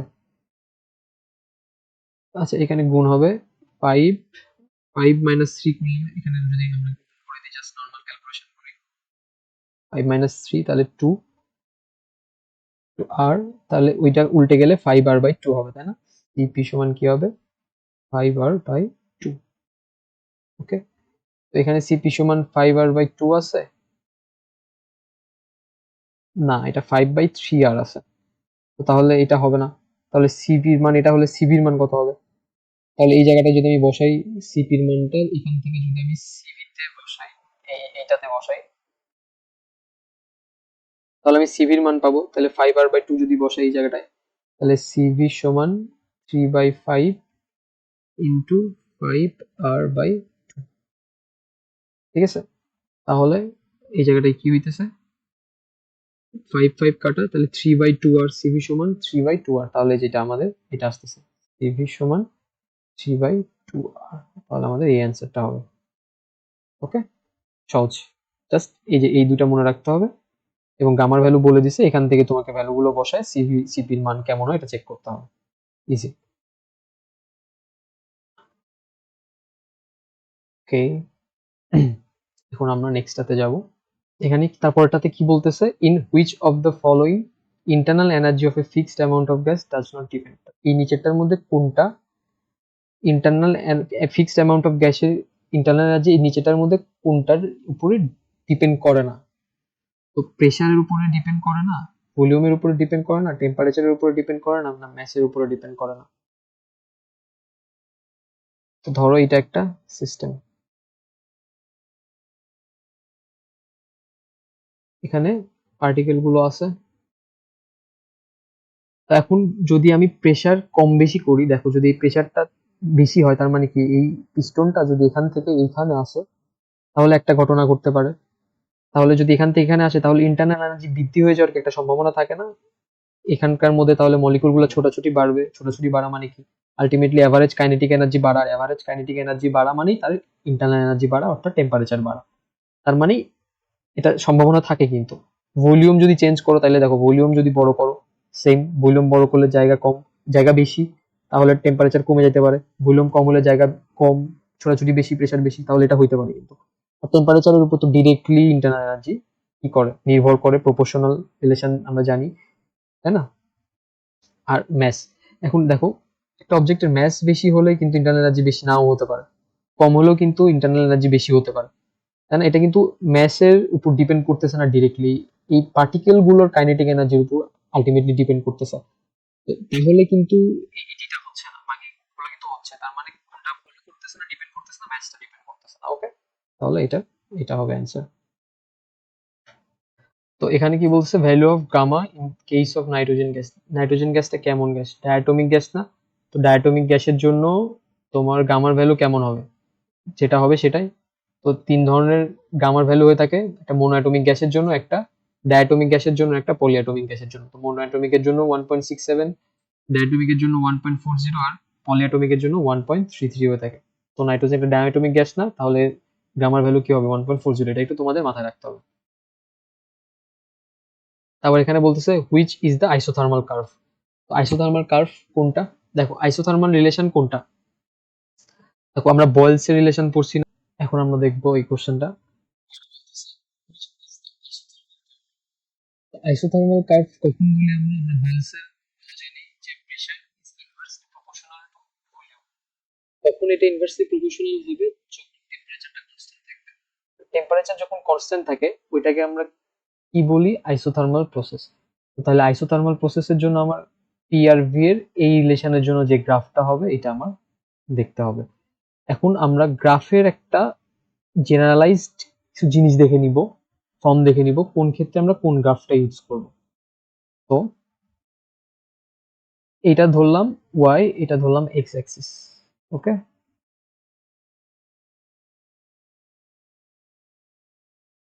এখন যদি ওয়াই প্রপোর্শনাল টু এক্স হয়, অর্থাৎ এক্স যদি বাড়ে তাহলে ওয়াইও বাড়বে, এক্স যদি কমে তাহলে ওয়াইও কমবে, তো এই ক্ষেত্রে গ্রাফটা কেমন হয়? এইরকম গ্রাফটা আমরা পাই। এক্স এর মান বাড়লে আমরা ওয়াই এর মানও বাড়বে, এক্স এর মান বাড়তেছে ওয়াই এর মানও এই জন্য বাড়তেছে, এক্স এর মান বাড়তেছে এই জন্য ওয়াই এর মানও বাড়তেছে। তো প্রপোর্শনাল গ্রাফ হয় এরকম, ঠিক আছে? এখন যদি ইনভার্সলি প্রপোর্শনাল গ্রাফ হয়, ওই ওয়াই প্রপোর্শনাল টু 1/x, তাহলে দেখো এক্স এর মান যদি বাড়ে তাহলে ওয়াই এর মান কি হবে? কমবে। এক্স বাড়লে ওয়াই কি হবে? কমবে। এক্স কমলে কি হবে? ওয়াই বাড়বে। তো উল্টাটা হবে। তো এই ইনভার্সলি প্রপোর্শনাল গ্রাফ গুলো হয় এরকম, ঠিক আছে? আর যদি তোমাদের কনস্ট্যান্ট হয় ওয়াই সমান এক্স, বা এক্স এর একটা সার্টেন ভ্যালু থাকবে বা ওয়াই এর একটা সার্টেন ভ্যালু থাকবে, ওয়াই কনস্ট্যান্ট, তো কনস্ট্যান্ট ভ্যালুর গ্রাফটা হয় এরকম। এক্স এর যে কোনো মান হোক না কেন ওয়াই এর মানটা সবসময় কনস্ট্যান্ট থাকবে, এটার জন্য এরকম। আর আরেকটা আছে যে Y proportional to X to the power N হয়, এনটা কি হবে? এনটা ওয়ান হওয়া যাবে না। যদি ওয়ান হয় তাহলে সেই ক্ষেত্রে আমরা এই যে এই রিলেশনটা ফলো করবো, তখন গ্রাফটা হবে এরকম, ঠিক আছে? আর যদি ওয়ান না হয়, ওয়ানের থেকে গ্রেটার কিছু হয়, এন এর ভ্যালু গ্রেটার দেন ওয়ান হয়, তখন গ্রাফটা কেমন হবে আমাদের? এই রকম আমরা এক্সপোনেনশিয়াল গ্রাফ পাবো, ঠিক আছে? আমাদের এই চারটা গ্রাফ মাথায় রাখতে হবে। যদি প্রপোর্শনাল হয় অর্থাৎ এক্স বাড়লে ওয়াই বাড়ে তাহলে গ্রাফটা হবে এইরকম, এইরকম গ্রাফটা হবে, ঠিক আছে? যদি ইনভার্সলি প্রপোর্শনাল হয় অর্থাৎ ওয়াই বাড়লে এক্স কমবে, এক্স কমলে ওয়াই বাড়বে, এক্স বাড়লে ওয়াই কমবে, এরকম গ্রাফ হলে আমরা এইরকম ড্র করবো, এইটা হবে প্রপোর্শনাল গ্রাফ। আর যদি কনস্ট্যান্ট হয়, এক্স এর মানের উপর ডিপেন্ড না করে, তাহলে আমার গ্রাফটা হবে এরকম, এক্স এর যে কোনো মানই হোক না কেন ওয়াই এর মান সবসময় কনস্ট্যান্ট থাকবে। আর যদি সরি, আর যদি এক্সপোনেনশিয়াল গ্রাফ হয় অর্থাৎ এক্স এর টু দি পাওয়ার এন হবে এবং এন এর মান একের থেকে বেশি হবে, যেমন Y proportional to X square, অর্থাৎ যদি এরকম ইকুয়েশন ওয়াই সমান ধরো X to the power Y সমান X to the power 3 plus 2, তাহলে দেখো এক্স এটা তো কনস্ট্যান্ট, আর তাহলে ওয়াই এর সাথে এক্স এর রিলেশন কেমন, প্রপোর্শনাল, আর এক্স এর উপরে কি পাওয়ার 1, এক্স এর উপরে পাওয়ার 1 না, এক্স এর উপরে পাওয়ার 3। তো তাহলে এই ধরনের ক্ষেত্রে গ্রাফটা হবে এরকম। তো তাহলে আমাদের এটা জানতে হবে, ঠিক আছে। তো তাহলে এই পি ইনভার্স রিলেশন ভি এর সাথে, তাহলে এই সব রিলেশনটা আমাদের কোন রিলেশনের সাথে মিলতেছে, এটার সাথে মিলতেছে না, তাহলে গ্রাফটা কেমন হবে, এরকম হবে না। তো এই জন্য আমাদের গ্রাফটা হবে এরকম। ওকে, তাহলে এটা হবে আমাদের অ্যান্সার।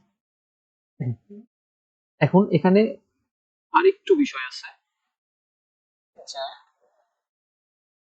যদি যদি এখন এরকম আমি রিলেশন জানতে চাই, যখন এই অক্ষ বরাবর ওয়াই আর এই অক্ষ বরাবর এক্স এবং এদের রিলেশনটা এইরকম, তখন কিন্তু এটা, তো যদি এরকম হয়, ধরো এই অক্ষ বরাবর ওয়াই আছে, এই অক্ষ বরাবর 1/x আছে, তাহলে তখন গ্রাফটা কেমন হবে রিলেশনটা যদি এই ক্ষেত্রে হয়। তোমাকে বলে দিল ওয়াই প্রপোর্শনাল টু 1/x এবং এক্স এই অক্ষ বরাবর 1/x, এই অক্ষ বরাবর ওয়াই, তখন দেখো এই অক্ষ বরাবর এটা না, তখন এইটাকে আমি এক্স ধরবো না, এটাকে ধরে সাইন থেকে একটা ধরে নিতে হবে, ওয়াই প্রপোর্শনাল টু আছে, এটা যদি এক্স দিয়ে দেখাইছে তাহলে এক্স না, তাহলে দেখো এটা আবার এই ফার্স্ট কেসের মতো হয়ে গেছে না।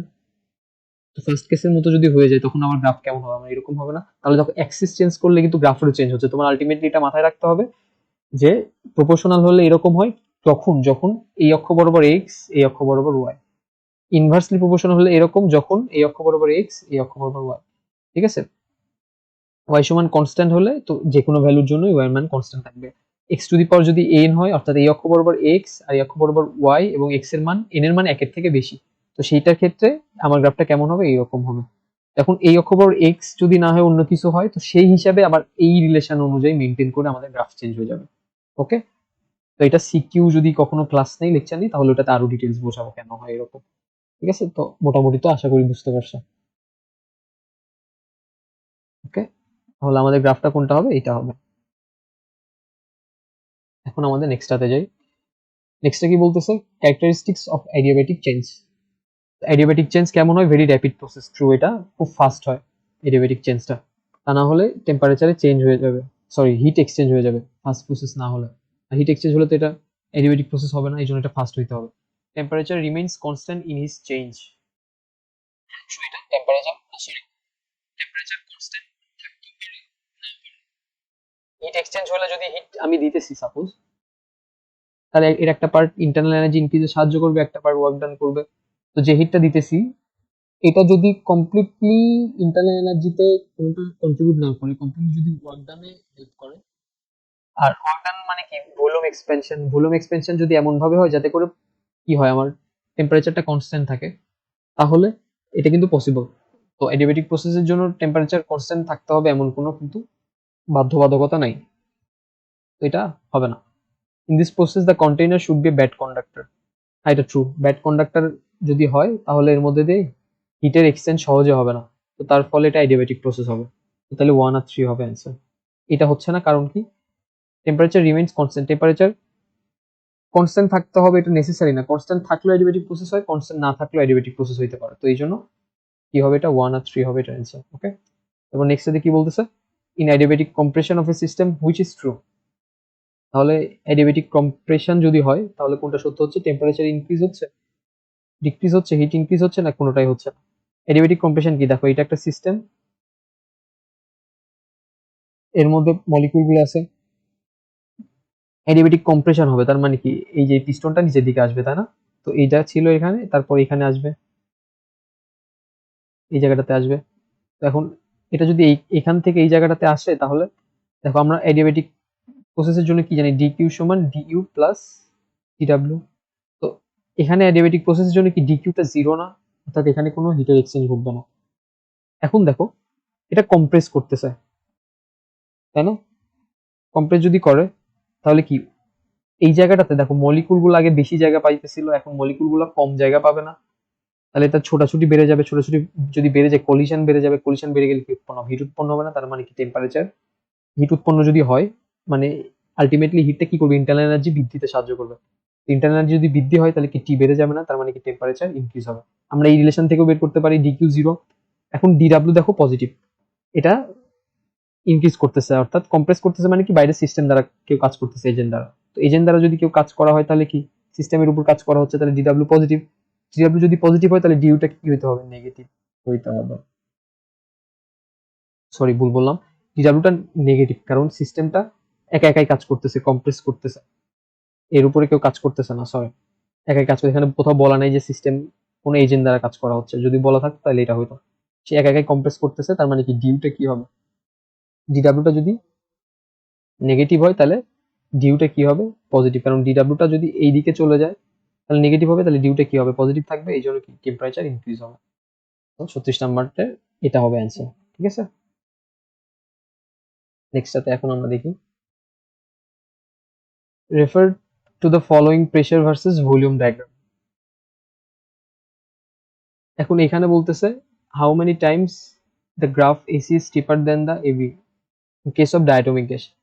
ডায়াটমিক গ্যাসের জন্য গামার যে ভ্যালুটা হবে, এই এই ভ্যালুটাই হবে কতটুকু স্টিপার, অর্থাৎ আমরা গামা সমান কি জানি, সিপি বাই সিভি। আর এইটা কিসের কার্ভ, এটা কিসের কার্ভ আমরা কি জানি, এটা হলো আইসোথার্মাল প্রসেসের কার্ভ, আর এটা হলো অ্যাডিয়াবেটিক প্রসেসের কার্ভ। কারণ আমরা কি জানি আইসোথার্মাল প্রসেসের থেকে adiabatic process gamma times greater হয়, তোমরা বইতে এই রিলেশনটা পাবা। এটা রিলেশনটা একটু বড় রিলেশন, এখানে তো দেখানো সম্ভব হবে না, বাট তোমরা বই চেক করলে পাবা যে অ্যাডিয়াবেটিক প্রসেসের যে কার্ভটা হয় এটা আইসোথার্মাল প্রসেসের কার্ভের থেকে গামা টাইমস গ্রেটার হয়। আর এটা যেহেতু ডায়াটমিক গ্যাস, তাহলে গামা ডায়াটমিক গ্যাসের যে ভ্যালুটা হবে সেটাই হবে এটার ভ্যালু। এটা প্রবাবলি 1.41 এর কাছাকাছি এটা হবে। ডায়াটমিক গ্যাসের জন্য গামার ভ্যালু 1.40 এর কাছাকাছি হয়ে থাকে।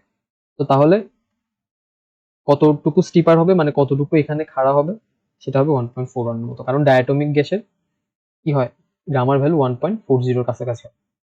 ঠিক আছে, তো এটার মোস্ট কাছাকাছি ভ্যালু কোনটা, এটা, তো এই জন্য এটা হবে। নেক্সটে কি বলতেছে, দেখো which one of the following for AC is true.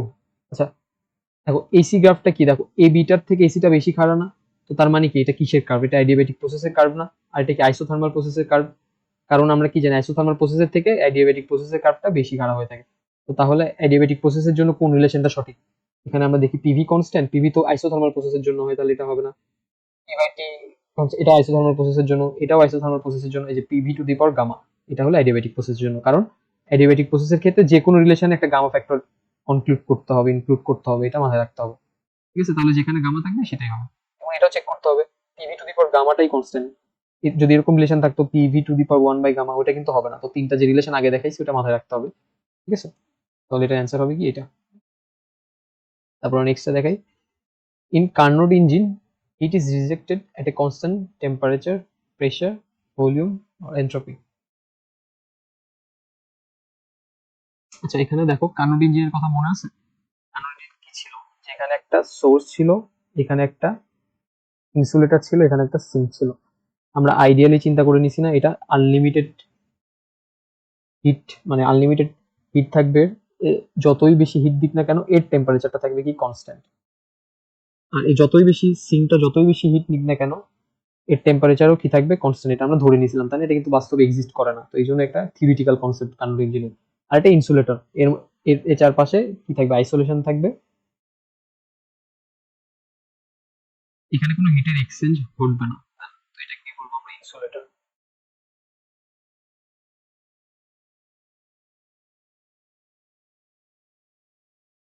তাহলে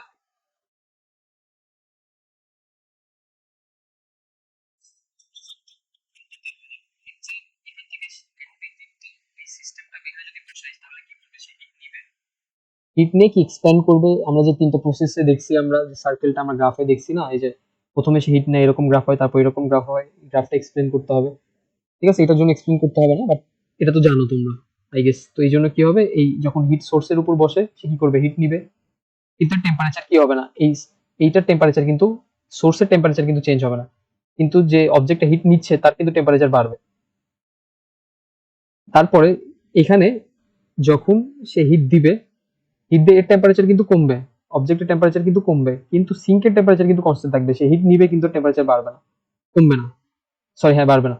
তাহলে এখানে কি বলতেছে, in a Carnot engine heat is rejected at constant temperature, না দেখো টেম্পারেচারে এই জায়গাটা কনস্ট্যান্ট টেম্পারেচারেই তো হিট ছাড়তেছে, তাই না? এই জায়গাটা টেম্পারেচার কনস্ট্যান্ট থাকতেছে না, তো এই জন্য এটা টেম্পারেচার হবে। ঠিক আছে, প্রেশার তো চেঞ্জ হয়ে যায়, ভলিউমও চেঞ্জ হয়ে যায়, আর এন্ট্রপি তো অলওয়েজ চেঞ্জ হচ্ছে, তাই না? নেক্সটটাতে দেখি আচ্ছা এখন আমরা দেখি 41 নাম্বারটা। তো এখানে কি বলছি, in which process does temperature remain constant? কোন প্রসেসের টেম্পারেচার কনস্ট্যান্ট থাকে? আইসোথার্মাল প্রসেস, ইজি আমরা জানি। তারপর এটাতে কি বলতেছে, which physical quantity remains constant in isothermal change temperature. Which of the following graph is correct for adiabatic expansion of an ideal gas, তাই না? কোন গ্রাফটা কারেক্ট অ্যাডিয়াবেটিক এক্সপেনশনের জন্য? তো এই গ্রাফটা দেখো আমাদের 4টা অপশন আছে।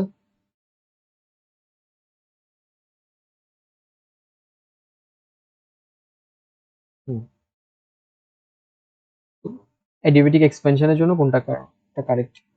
তো এখানে একটা কার্ভ দেওয়া আছে, এখানে একটা কার্ভ দেওয়া আছে, এখানে একটা কার্ভ দেওয়া আছে, এখানে এখানে কিন্তু একটা ইম্পর্টেন্ট বিষয় দেখো, এখানে লন এর কার্ভ দেওয়া আছে, লন টি ভার্সেস লন পি, লন টি ভার্সেস লন পি, লন টি ভার্সেস লন পি।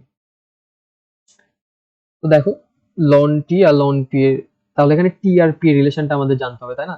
তো তাহলে আমরা দেখো আগে জানছি টি আর পি রিলেশন কি ছিল, আমরা দেখো আগে দেখছি এই যে T one P one one minus gamma divided gamma সমান T two P two one minus gamma divided gamma.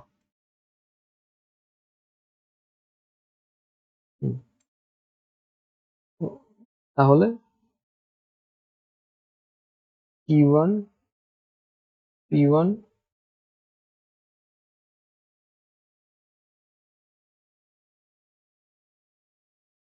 One minus gamma divided by gamma সমান T two P two one minus gamma divided by gamma. তাহলে দেখো, তাহলে এখান এটা কখন আসছে, কোথায় থেকে রিলেশনটা আসছে? T P one minus gamma divided by gamma সমান কনস্ট্যান্ট, এখান থেকে আসছে, তাই না? তাহলে টি সমান পিটা যদি ওইদিকে নিয়ে যায় তাহলে constant divided one divided P one minus gamma divided gamma, এরকম হয় না? এটা হয় না? হ্যাঁ। তো তাহলে এখন এখন যদি আমরা এটা করি তাহলে টি সমান কনস্ট্যান্ট, কিন্তু এটা দেখো যদি উল্টে যায় তাহলে এরকম হবে না, P to the power one minus one minus gamma divided by gamma.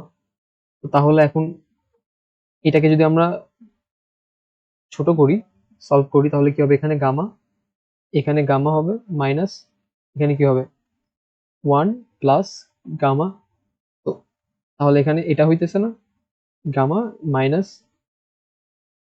আচ্ছা এখানে গামা কাটলে হ্যাঁ ওয়ান মাইনাস মাইনাস এটা প্লাস হয়ে যাচ্ছে গামা, হ্যাঁ এটা হচ্ছে, তাই না? তাহলে এখানে টি এরকমই থাকতেছে, তাহলে এখানে কি হইতেছে, টু গামা মাইনাস ওয়ান,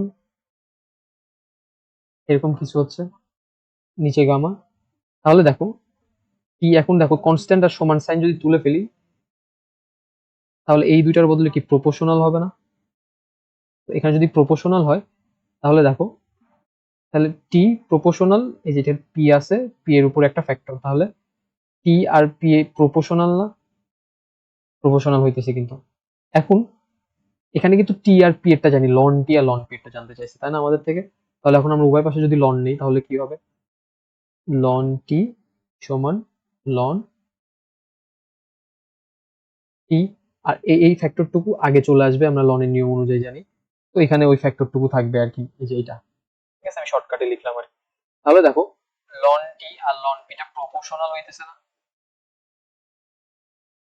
তাই না? আর এখানে একটা জিনিস থাকবে যে কনস্ট্যান্ট, এখানে একটা লন সি থাকবে।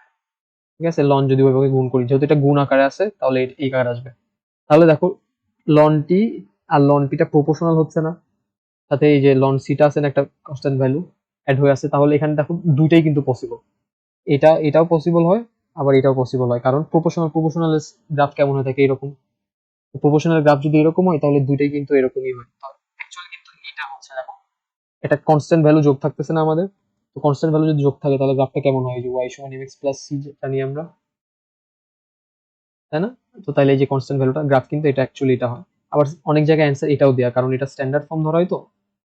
ঠিক আছে, এটাও বলা যায়, কারণ যখন সিটা নির্দিষ্ট ভ্যালু হয়ে থাকে তখন ওই লন সি এর ভ্যালুটা জিরো হয়ে থাকে, তখন ওয়াই সমান এম এক্স হয়ে যায়, তখন এই জন্য এটা ধরা হয়। তো দুইটাই অ্যান্সার হয়। তো বিভিন্ন জায়গায় এই অ্যান্সারটা দেওয়া, তো তোমরা এই অ্যান্সারটা দিবা। ওকে, তাহলে এখন আমরা নেক্সটটাতে যাই।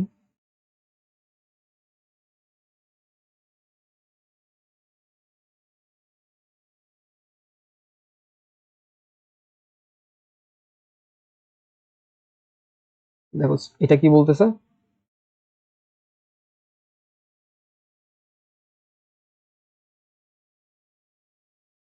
if the ratio of specific heats of a gas gamma is equal to 1.4 then the gas is, দেখো আমাদের গামার ভ্যালুটা মনে রাখতে হবে যে 1.4 কোনটার ক্ষেত্রে হয়, ট্রাইঅ্যাটমিকের ক্ষেত্রে, পলিঅ্যাটমিকের ক্ষেত্রে, ডায়াটমিকের ক্ষেত্রে না মোনোঅ্যাটমিকের ক্ষেত্রে।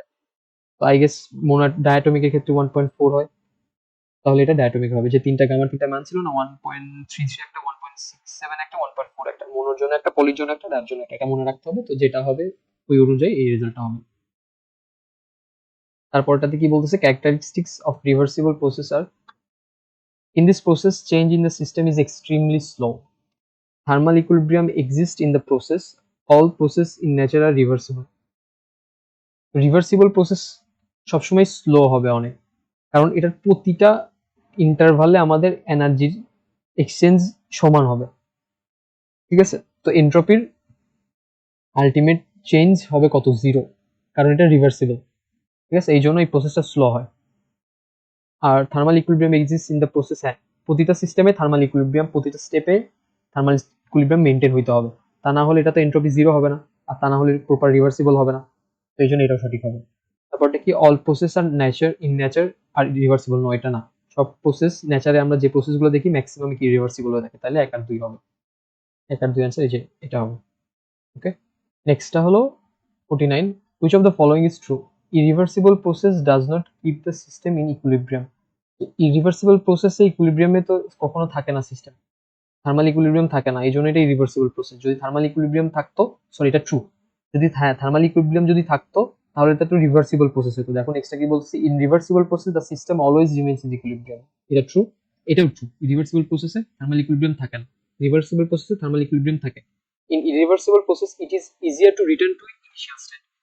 ইরিভার্সিবল প্রসেস ইজি না, রিভার্সিবল প্রসেস ইজি। আমি একটা স্টেজ থেকে আরেকটা স্টেজে যখন যাব তখন রিভার্সিবল, এখান থেকে আমি আবার আগের অবস্থানে ফিরে আসতে পারবো সহজে, এই জন্য এটা রিভার্সিবল। কিন্তু রিভার্সিবল কখনো আসতে পারবো না, এটা সহজ না, তো এই জন্য এটা ফলস, তার মানে এটা কি হবে, অ্যান্সার 1 and 2।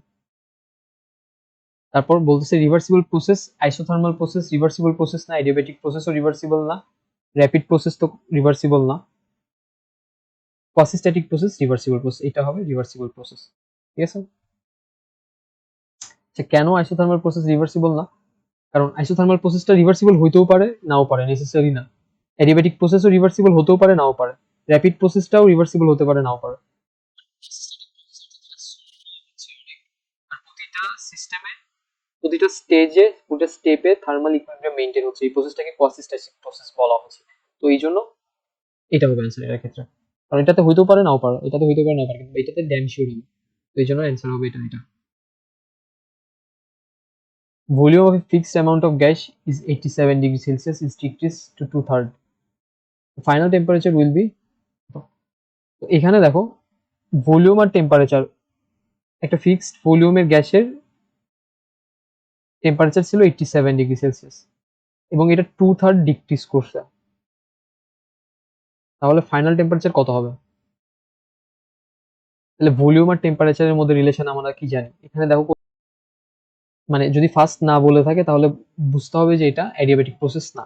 অ্যাডিয়াবেটিক প্রসেস না হলে ভলিউম আর টেম্পারেচারের যে রিলেশন, আমরা কি জানি, V1/T1 সমান V2/T2, তাহলে T1 ছিল 87 ডিগ্রি, তাহলে এটাকে আমরা কেলভিনে যদি করি 87 প্লাস 273, আর V1 ছিল ধরো V ইনিশিয়াল ভলিউম, তাহলে T2টা আমাদের বের করতে হবে, আর V2টা হবে কত, ডিক্রিজ করছে কত, 2/3, তাই না। তাহলে V2 হবে কি 2V/3, তাহলে এখন V2 এর জায়গায় আমার এই ভ্যালুটা বসাবো, V1 এর জায়গায় আমি V বসাবো, T1 এর জায়গায় আমি এইটা যোগ করে যেটা হয় এটা বসাবো, আমি T2 যেটা পাবো এখান থেকে রিলেশন থেকে সেটাই হবে আমার অ্যান্সার। সহজ, জাস্ট ভ্যালুগুলো বসাই দিলে, ইনপুট দিলে যে আউটপুটটা পাবো এটাই হবে অ্যান্সার। ওকে, এটা করে নিবা, সহজে পারবা। তো নেক্সট সাথে কি বলছে দেখো, what change of entropy will take place when 1 kg of ice at 0 degree Celsius is transformed into 1 kg of water at 0 degree Celsius। তো এইখানে কয়েকটা জিনিস আমাদের কনসিডার করতে হবে, মানে নোটিস করতে হবে, যেটা 1 কেজি, এটা 0 ডিগ্রি থেকে, এটা 1 কেজি 0 ডিগ্রিতে কনভার্ট হয়েছে। আর এখানে কি জানতে চাইছে আমাদের, change in entropy, change of entropy. Okay, তো তাহলে এখন ফার্স্টে আমরা এন্ট্রপিকে এটা জানবো। তো শর্ট করে যদি বলি, এন্ট্রপিটা হলো কোনো একটা সিস্টেম কতটা ডিসঅর্ডার হবে এটার পরিমাপ করতে পারাটাই হলো এন্ট্রপি।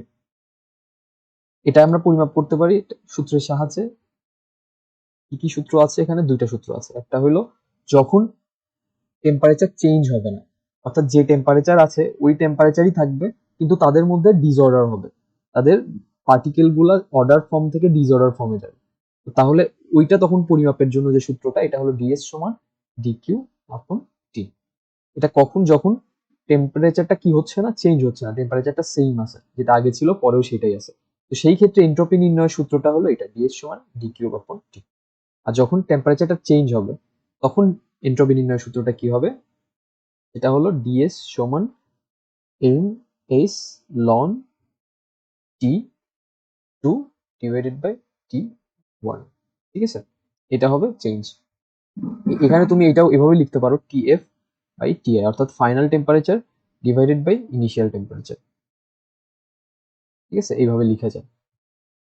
তো এটা হলো দুইটা সূত্র। এটা এটা কখন ইউজ করবো আমরা, যখন আমাদের কি হবে না, টেম্পারেচার চেঞ্জ হবে না, তখন যদি আমাদের এন্ট্রপি বের করতে বলে তখন এই সূত্রটা এটা হবে। আর যদি টেম্পারেচার চেঞ্জ হয় সেই ক্ষেত্রে আমাদের এন্ট্রপি নির্ণয় সূত্রটা হবে এইটা। ঠিক আছে, তাহলে এখন আমরা প্রশ্নটা আবার নোটিস করি, এখানে কি বলতেছে, what change of entropy will take place when 1 kg of ice at 0 degree Celsius is transformed into 1 kg of water at 0 degree Celsius। তাহলে দেখো টেম্পারেচারটা কি চেঞ্জ হয়েছে, 0 ডিগ্রির আইস থেকে 1 কেজির বরফ 0 ডিগ্রির পানিতে কনভার্ট হয়েছে। তাহলে কি টেম্পারেচার চেঞ্জ হয়েছে, চেঞ্জ হয়নি। তাহলে আমাদের কোনটা সূত্র হবে, এটা সূত্র হবে। তো তাহলে আমি এখানে আমি ভ্যালুটা বসাবো। এখন ডিকিউটা কি, কি পরিমাণ হিট সে অ্যাবজর্ব করতেছে বা ছাড়তেছে, এটা হলো ডিকিউ। আর টিটা কি, কোন টেম্পারেচার এটা হচ্ছে, তাই না? তো এই দুটার রেশিওটাই হলো কি বলবো আমরা, এন্ট্রপিক চেঞ্জ। ঠিক আছে, তো তাহলে এখন ডিকিউ দেখো কি হবে। এখন দেখো এই জায়গাটাতে যে হিটটা নিচ্ছে, সেই হিটটা কোন স্টেটে নিচ্ছে, এখন এটা দেখার জন্য আমাদের একটু ওয়াটার থেকে, আইস থেকে ওয়াটারের কনসেপ্টটা বুঝতে হবে। দেখো 0 ডিগ্রি সেলসিয়াসে কি হয়, আমরা জানি 0 ডিগ্রি বা 0 ডিগ্রি থেকে যদি নিচে কোনো টেম্পারেচার, সেই ক্ষেত্রে এটা আইসে কনভার্ট হয়ে যায় পানি। 0 ডিগ্রি অথবা 0 ডিগ্রির থেকে যদি উপরে হয় তাহলে আইস থাকে, পানি থাকে, এবং সেই সাথে, হ্যাঁ সরি, হ্যাঁ 0 ডিগ্রিতে তোমার আইস হিসাবেও এক্সিস্ট করতে পারে, আবার কি ওয়াটার হিসাবেও এক্সিস্ট করতে পারে। কিন্তু 0 ডিগ্রি থেকে যদি কমে যায় টেম্পারেচার, অর্থাৎ -2 ডিগ্রি, -3, -500, -10, যে ডিগ্রি বলি না কেন, তো মাইনাস টেম্পারেচার গুলো কি হবে, আইস শিওর হবে। 0 ডিগ্রিতে কি হবে, আইসও থাকবে, একই সাথে কি থাকবে, পানিও থাকতে পারবে। 0 ডিগ্রির থেকে বেশি, 10, 20, 30, 40, 50, এভাবে 100 পর্যন্ত কি হবে, পানি থাকবে। আবার 100 ডিগ্রিতে কি হবে, 100 ডিগ্রিতে পানিও থাকতে পারে, আবার কি হতে পারে, ব্যাপারও হয়ে যেতে পারে, বাষ্প হয়ে যেতে পারে, তাই না? আবার 100 ডিগ্রি থেকে যদি বেশি যায়, 110, 20, 30, তখন কি হবে, স্টিম, অর্থাৎ ব্যাপার, অথবা এটা কি বলতে পারি, বাষ্প হয়ে থাকবে। তাহলে আমাদের এই জিনিসটা যদি আমি আরেকটু ভালো করে লিখি, তাহলে কি হবে, 0 ডিগ্রি বা 0 ডিগ্রির নিচে গেলে তোমার কি হয়, আইস থাকে। 0 ডিগ্রিতে আইসও থাকতে পারে, ওয়াটারও থাকতে পারে একই টাইম। 0 ডিগ্রি থেকে উপরে, 0 থেকে 100 পর্যন্ত কি হতে পারে, ওয়াটার থাকতে পারে, আবার 100-এ কি ওয়াটারও থাকতে পারে, ভ্যাপারও থাকতে পারে। তো এখন যদি আমাদের একটা এক্সাম্পলের সাহায্যে বলি, তাহলে বিষয়টা আরো ক্লিয়ার হবে। ধরো -2 ডিগ্রি টেম্পারেচার থেকে ধরো 110 ডিগ্রি টেম্পারেচার কনভার্ট করতে বলছে। এখন এটা করতে আমার কত পরিমাণ হিট লাগবে এটা জানতে চাইছে। তো তাহলে এখন আমাকে এটাকে স্টেপে স্টেপে ভাগ করে নিতে হবে। দেখো -2 ডিগ্রি সেলসিয়াসে কি ছিল, আইস ছিল। ফার্স্টে কি হবে, -2 ডিগ্রি সেলসিয়াসের আইস থেকে কি হবে, 0 ডিগ্রি সেলসিয়াসের আইস হবে। এই এই জায়গাটাতে কি ঘটনা ঘটবে, -2°C আইস থেকে 0°C আইস হইতে সে হিট অ্যাবজর্ব করবে এবং তার টেম্পারেচার কি হবে, চেঞ্জ হবে। তারপর স্টেপে কি হবে, 0°C আইস হতে 0°C কি হবে, ওয়াটার হবে। এই ক্ষেত্রে দেখো টেম্পারেচার কিন্তু চেঞ্জ হবে না, তারপরও সে হিট নিবে। সে এই হিটটা নিয়ে কি করবে, তাদের মধ্যে যে বন্ড ছিল এই বন্ডগুলো ব্রেক করাবে, তার ফলে সে আইস থেকে ওয়াটারে কনভার্ট হয়ে যাবে। এখানে কিন্তু সে হিট নিবে, বাট এখানে টেম্পারেচার চেঞ্জ হচ্ছে না। স্টেপে কি, ফার্স্ট স্টেপে হিট নিতেছিল, টেম্পারেচার চেঞ্জ হইতেছে। সেকেন্ড এখানে কি হলো, হিট নিল বাট টেম্পারেচারে চেঞ্জ হইলো না, ঠিক আছে। তারপরে এখন 0°C ওয়াটার হতে সে টেম্পারেচার হিট নিবে, নিতে নিতে তার কি হবে, টেম্পারেচার বাড়তে থাকবে। এখন কত পর্যন্ত টেম্পারেচার বাড়তে থাকবে, 100° পর্যন্ত। তার মানে এখন সে হিট নিবে এবং সেই সাথে তার টেম্পারেচার কি হবে, বাড়বে, ঠিক আছে। তারপরে কি হবে, 100°C ওয়াটার হবে। 100°C ওয়াটার হতে আবার 100°C কি হবে, ব্যাপার হবে। অর্থাৎ সে এখানে কি করবে, হিট নিবে এবং কিন্তু তার কি হবে না, টেম্পারেচারে চেঞ্জ হবে না। তারপর কি হবে, 100°C কমপ্লিটলি যখন ব্যাপার হয়ে যাবে, তারপর 100°C ব্যাপার কি করবে, হিট নিবে, নিয়ে 110°C ব্যাপারে কনভার্ট হবে। তার মানে কি দেখো, -2°C থেকে যদি 110°C আমরা কনভার্ট করতে চাই, তাহলে এখানে কি কি স্টেপ ঘটবে। তো ফার্স্ট স্টেপে কি হবে দেখো, ফার্স্ট স্টেপে -2°C আইস হতে 0°C আইস হবে, কিন্তু ওয়াটার হবে না, ঠিক আছে। এখানে কি ঘটবে, সে হিট নিবে এবং তার কি হবে, টেম্পারেচারে চেঞ্জ হবে। তারপরে 0°C হতে 0°C ওয়াটার, 0°C ওয়াটারে কনভার্ট হবে। এই জায়গাটাতে সে হিট নিবে, বাট এখানে তার টেম্পারেচারে চেঞ্জ হবে না। তারপরে 0°C ওয়াটার হতে 100°C ওয়াটারে কনভার্ট হবে। এখানে সে হিট নিবে, বাট একই সাথে তার টেম্পারেচারও চেঞ্জ হবে। বাট এখানে 100°C ওয়াটার হতে 100°C কি হবে, ব্যাপার হবে। এখানে সে কি হবে, হিট নিবে, বাট তার কি হবে না, টেম্পারেচার বাড়বে না। তারপর আবার সে হিট নিবে এবং টেম্পারেচার বাড়বে, 100° থেকে 110°C টেম্পারেচার হবে।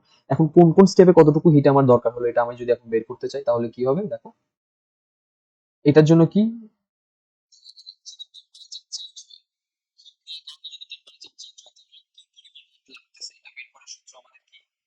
Q সমান ms ডেল থিটা, ঠিক আছে। অর্থাৎ যদি টেম্পারেচার চেঞ্জ হয়, তার কারণে যে হিটটা আমরা নিব, ওই হিটের কারণে যদি টেম্পারেচার চেঞ্জ হয়, তাহলে কি পরিমাণ হিট সে নিছে বা কি পরিমাণ হিট সে দিছে, অর্থাৎ কি পরিমাণ হিট সে অ্যাবজর্ব করছে বা এমিট করছে, এটা বের করার সূত্র হলো আমাদের এইটা। আর যদি হিট নেয় বাট টেম্পারেচার চেঞ্জ না হয়, ঠিক আছে, সেই ক্ষেত্রে আমাদের কি পরিমাণ হিট নিল বা দিল, এটা বের করার সূত্র হলো, এটা যেহেতু মেল্টিং পয়েন্ট, তো এই জন্য এখানে হবে MLF, ঠিক আছে। এখন এমটা কি, এখানে এমটা হলো ম্যাস, এসটা হলো কি, এসটা হলো আপেক্ষিক সূত্র তাপ, অথবা এখানে কি বলে, মোলার স্পেসিফিক হিট। ডেল থিটাটা কি, টেম্পারেচারের চেঞ্জ, ঠিক আছে।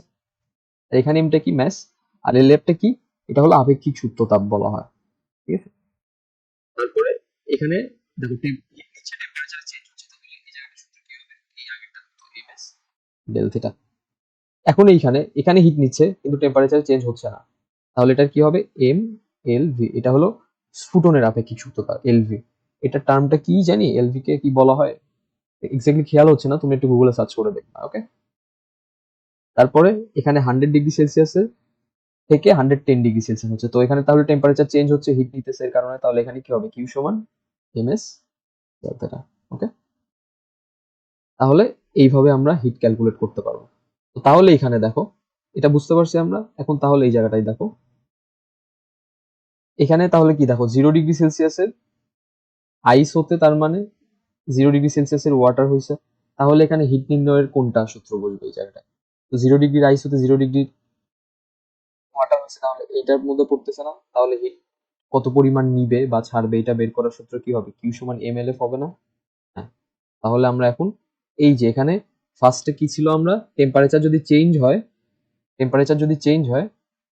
তাহলে আমাদের এন্ট্রপি চেঞ্জ বের করার সূত্রটা কি ছিল, এইটা ছিল, তাই না। টেম্পারেচার চেঞ্জ হলে এন্ট্রপি বের করার সূত্রটা ছিল এইটা। আর যদি টেম্পারেচার চেঞ্জ না হয়, তাহলে এন্ট্রপি বের করার সূত্র, অর্থাৎ চেঞ্জ ইন এন্ট্রপি বের করার সূত্র ছিল এইটা, তাই না। তো এখানে যেহেতু আমাদের টেম্পারেচার চেঞ্জ হয়নি, তাহলে আমরা কোনটাতে বসাবো ভ্যালু, আমরা এইটাতে ভ্যালু বসাবো। এবং এইটাতে আমার কি কি বসাইতে হবে, চেঞ্জ ইন এন্ট্রপি সমান কি, ডিকিউ আপন টি, অর্থাৎ কি পরিমাণ হিট নিবে ডিকিউ, আর কোন টেম্পারেচারে নিচ্ছে এইটা। তাহলে এখন ডিকিউ বের করার জন্য আমাদের কি স্টেপ ফলো করতে হবে, এই যে আমাদের এই স্টেপটা মাথায় রাখতে হবে। তো এখানে কোন স্টেপে গেছে, 0°C থেকে 0° 0 ডিগ্রির আইস থেকে 0 ডিগ্রির ওয়াটার হয়েছে, তাহলে এখানে সূত্রটা কি হবে? কিউ সমান mLF। ওকে, তাহলে আমরা এখন এই সূত্রটাতে এখানে বসাবো। তাহলে এখানে ডিকিউ এর ভ্যালু কি হবে? mLF। ওকে, তো তাহলে এখন দেখো এখানে m এর ভ্যালু বলে দিছে 1 কেজি, তাহলে এখানে 1 বসাবো আমরা। আর LF এর ভ্যালু দেখো এখানে বলে দিছে latent heat of ice 3.36 into 10 to the power 5। হ্যাঁ, এটাকে LF থেকে ল্যাটেন্ট হিট বলা হয়। 3.36 ইন্টু 10 টু দি পাওয়ার 5 এখানে বসাইলাম। ঠিক আছে, তারপরে এখন কি হবে? আমরা টি তে ভাগ করে দিব। টি কত? এখানে দেখো 0 ডিগ্রি সেলসিয়াসের কথা বলা হচ্ছে। 0 ডিগ্রি মানে এখানে কেলভিনে বসাইতে হবে, তাহলে এখানে কত হবে? 273 কেলভিন। এখন তাহলে এটা ক্যালকুলেট করবা, এটা ক্যালকুলেট করে যে ভ্যালুটা আসবে আমাদের সেটাই হবে এটার এনট্রপি চেঞ্জ। তো এটা ক্যালকুলেট করলে এখানে তোমার 1.23 ইন্টু 10 টু দি পাওয়ার 3 ভ্যালুটা আসবে, তো এটা হবে অ্যান্সার। ওকে, বুঝতে পারছি আমরা। এখন নেক্সটটাতে যাই। এখন দেখো এখানে কি বলতেছে, what will be the change of entropy for transforming 1 kg of water at 100 degree Celsius to ice at 0 degree Celsius? দেখো এই জায়গাটাতে এখন কি বলতেছে, কত থেকে কততে সেম প্রশ্ন আগেরটাই, কিন্তু এখানে দেখো টেম্পারেচারটা কি 100 ডিগ্রি সেলসিয়াস হতে 100 ডিগ্রি সেলসিয়াসের কি ওয়াটার হতে 100 ডিগ্রি সেলসিয়াসের ওয়াটার কিন্তু বলছে, এখানে কিন্তু ব্যাপার বলে নাই। তাহলে 100 ডিগ্রি সেলসিয়াসের ওয়াটার হতে 0 ডিগ্রি সেলসিয়াসের আইসে কনভার্ট করতে হবে। এই জায়গাটাতে কত এন্ট্রপি চেঞ্জ হবে আমাদের বের করতে হবে। তাহলে দেখো এখানে কয়টা স্টেপ হবে। ফার্স্টে 100 ডিগ্রি সেলসিয়াসের ওয়াটার হতে 0 ডিগ্রি সেলসিয়াসের কি হবে? ওয়াটার হবে, তাই না? তারপরে 0 ডিগ্রি সেলসিয়াসের কি ওয়াটার হতে কি হবে? 0 ডিগ্রি সেলসিয়াসের আইস হবে, তাই না? তাহলে এই জায়গাটাই দেখো, এই স্টেপে কি হচ্ছে? এই স্টেপে টেম্পারেচারটা চেঞ্জ হচ্ছে, আর এই স্টেপে কি হচ্ছে? এই স্টেপে টেম্পারেচারটা চেঞ্জ হচ্ছে না। তাহলে টেম্পারেচার যদি চেঞ্জ হয় সেক্ষেত্রে আমার এন্ট্রপি নির্ণয়ের সূত্র কি? ডিএস সমান এম এস লন টি 2/T1, তাই না? আর যদি টেম্পারেচার চেঞ্জ না হয় সেক্ষেত্রে আমার সূত্র কি? ডিএস সমান, সরি এখানে ডিএস সমান কি হবে? DQ on T. তাহলে ফার্স্টে আমার কি বলছে? 100 ডিগ্রি টেম্পারেচারের ওয়াটার হতে 0 ডিগ্রি সেলসিয়াস টেম্পারেচারের কি হবে? আইস হবে। তাহলে 100 ডিগ্রি সেলসিয়াসের ওয়াটার হতে ফার্স্টে 0 ডিগ্রি সেলসিয়াসের ওয়াটার হবে, আর তারপরে 0 ডিগ্রি সেলসিয়াসের ওয়াটার হতে 0 ডিগ্রি সেলসিয়াসের আইস হবে। তাহলে আমাকে এখানে দুইটা স্টেপে কিন্তু এন্ট্রপিক চেঞ্জটা বের করতে হবে, তাই না? তো ফার্স্টে আমি এই স্টেপের জন্য বের করি।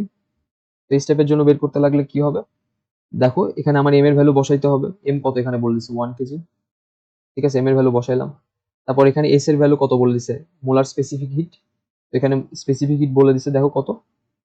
2100। আচ্ছা এখানে একটু ভুল হবে, ওয়াটারের জন্য 4200 হবে, 4200 হবে। তো তোমরা এখানে সেই মানটা বসাই দেবা। এস এর ভ্যালু 4200 মোলার স্পেসিফিক। এখন লন T2/T1। এখন T2টা কি? এখানে দেখো আমরা লিখে রাখছিলাম, এখানে তোমরা এইভাবে মনে রাখতে পারো TF/TI, অর্থাৎ final temperature divided by initial temperature, তাই না? তো এখন ফাইনাল টেম্পারেচার কি দেখো, ফাইনাল দেখো আমরা কি চাচ্ছি, শুরুতে ছিল 100 ডিগ্রি, তাই না? তারপর হয়েছে কত ডিগ্রি? 0 ডিগ্রি না? তাহলে এটা ফাইনাল টেম্পারেচার না? ইনিশিয়ালি কি ছিল? 100 ডিগ্রি ছিল না? আর ফাইনাল কি হবে তাহলে? 0 ডিগ্রি। আমরা তো 100 থেকে 0 তে নিছি, 0 থেকে তো 100 তে নিই, তাই না? তো তাহলে এখানে ফাইনালটা কত হবে?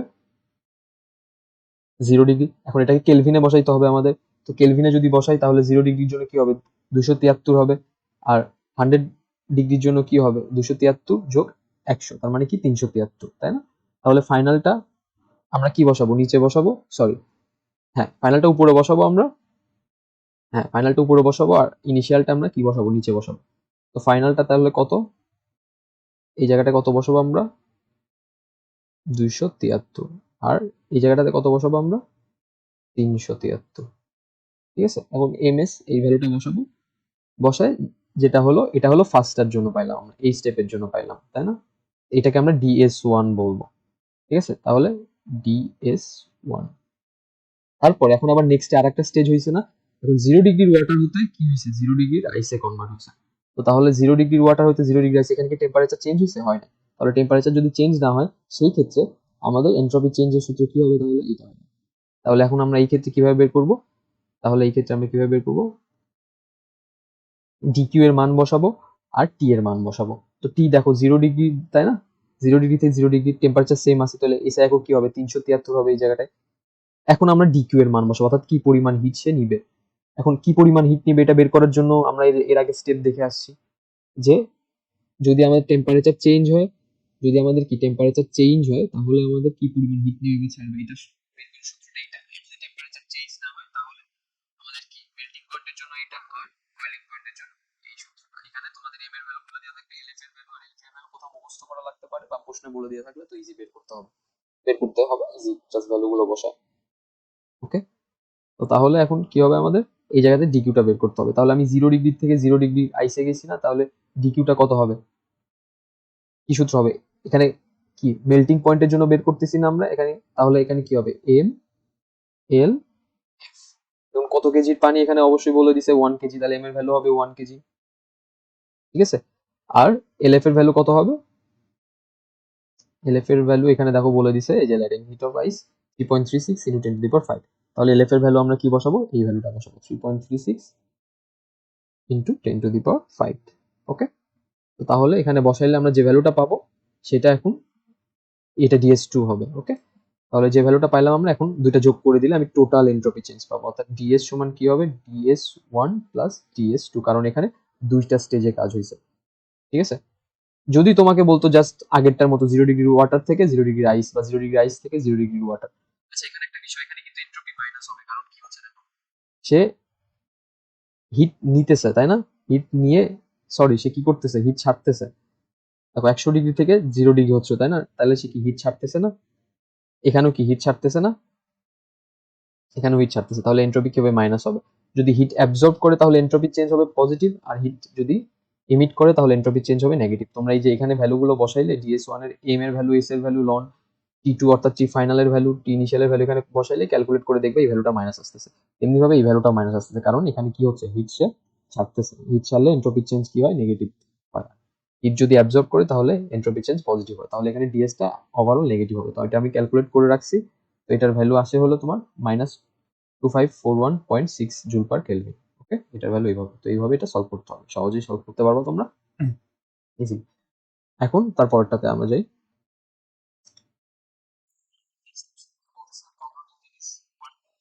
Temperature 27 degrees Celsius and 27 degrees Celsius. So later on, temperature of the source and the sink are increased by 100 degrees Celsius. Then what is the efficiency of engine in the first case? তাই না, তাও এখানে কি বলতেছে, একটা Carnot engine আছে যেটা এই টেম্পারেচার আর এই টেম্পারেচারের মধ্যে ওয়ার্ক করে, ঠিক আছে। তারপরে 100 ডিগ্রি সেলসিয়াস টেম্পারেচার বৃদ্ধি করা হয়েছে।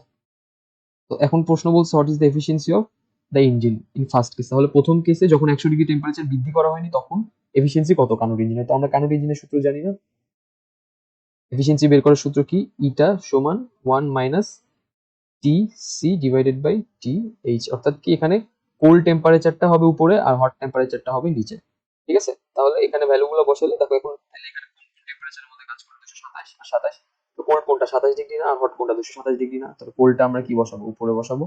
তাহলে 273 যোগ 27, এখানে তো ডিগ্রি সেলসিয়াসে দিয়ে আছে, আমাদের কি কেলভিনে বসাইতে হবে, 273 যোগ 27। ওকে, আর হটের জন্য কি হবে, 227 যোগ কত, 273। তাহলে এখন এই ভ্যালুটা ক্যালকুলেট করে যেটা হবে এটাই আমার এফিসিয়েন্সি হবে, ইজি, পারবা তুমি। ওকে, তারপরের কোশ্চেন।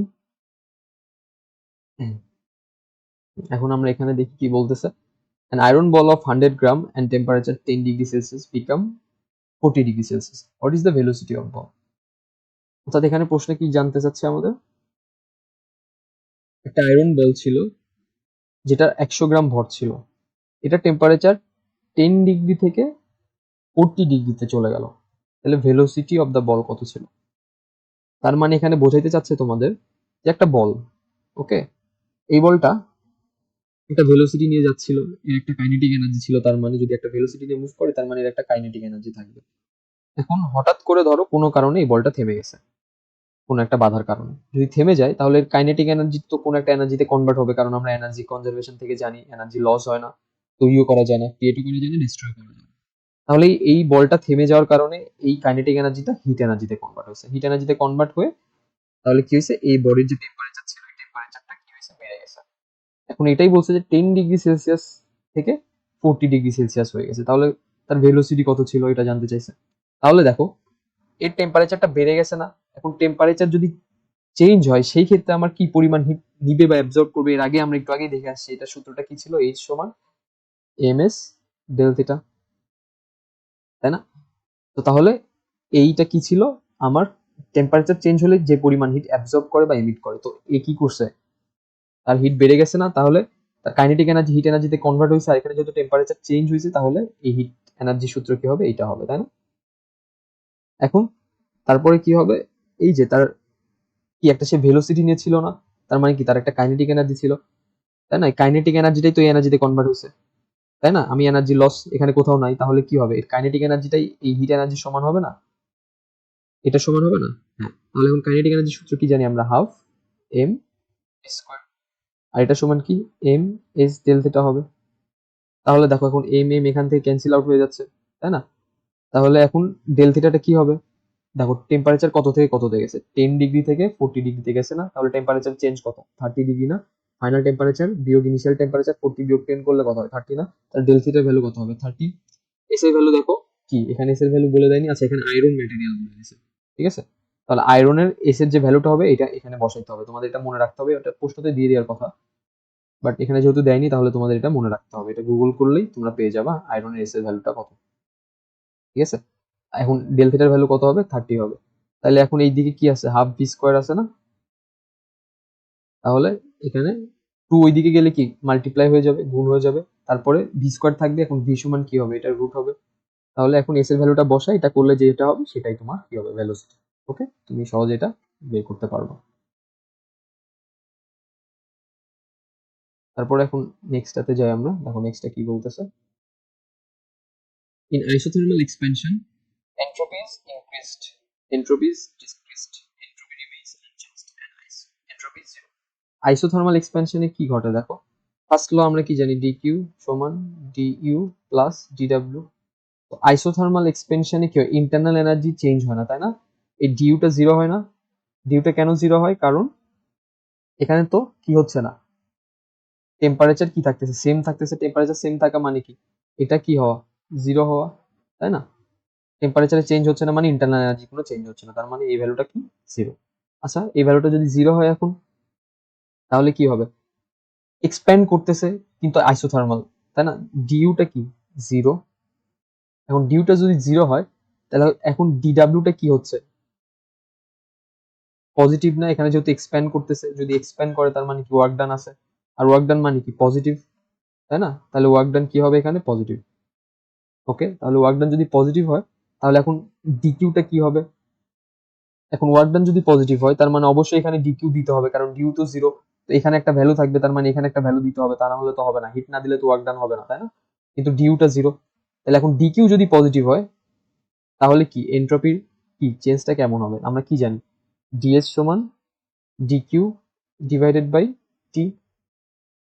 তাহলে এখন যদি ডিকিউ পজিটিভ হয় তাহলে এন্ট্রপির চেঞ্জ কেমন হবে, পজিটিভ হবে না?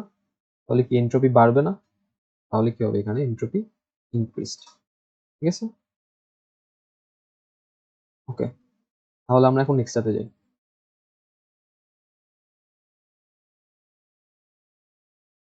absorbed or rejected heat becomes zero, কোন প্রসেসের জন্য absorbed আর রিজেক্টেড হিট জিরো থাকে? তাহলে এটা তো আমরা জানি অ্যাডিয়াবেটিক প্রসেসের জন্য কি হয়, হিট কোনো এক্সচেঞ্জ ঘটে না, অর্থাৎ কোনো সিস্টেমে হিট যায়ও না, কোনো সিস্টেম থেকে হিট অ্যাবজর্বও হয় না, অর্থাৎ সিস্টেমে হিট অ্যাবজর্বও হয় না, সিস্টেম থেকে হিট এমিটও হয় না, ঠিক আছে না? তাহলে যদি না হয় এটাকে কি বলা হয়, অ্যাডিয়াবেটিক প্রসেস, ঠিক আছে? তো এটা ইজি। নেক্সটটাতে যাই আমরা এখন, নেক্সটটা কি বলতেছে যে how much joule of heat is absorbed if internal energy increased by 200 joule and 200 joule work in isothermal process। দেখো আইসোথার্মাল প্রসেস মানে কি, যেখানে ইন্টারনাল এনার্জি কোনো কি হবে না, চেঞ্জ হবে না, তাই না? তাহলে এখানে কি বলতেছে, how much joule of heat is absorbed if internal energy increase by 200 joule and 200 joule work in isothermal process. তো আইসোথার্মাল প্রসেসে তো এখানে আমার ইন্টারনাল এনার্জি কি হবে না, চেঞ্জই হবে না, তাহলে এখানে ডিকিউ সমান ডিইউ প্লাস ডিডব্লিউ। তো isothermal process internal energy change হয় না, তাহলে ইন্টারনাল এনার্জি ইনক্রিজ কেন হচ্ছে, এই জায়গাটাতে প্রশ্নতে ভুল আছে একটু, ঠিক আছে? প্রশ্নতে ভুল থাকলে তোমরা ফুল মার্কস পাবো। তাহলে এখন নেক্সটটাতে যাই।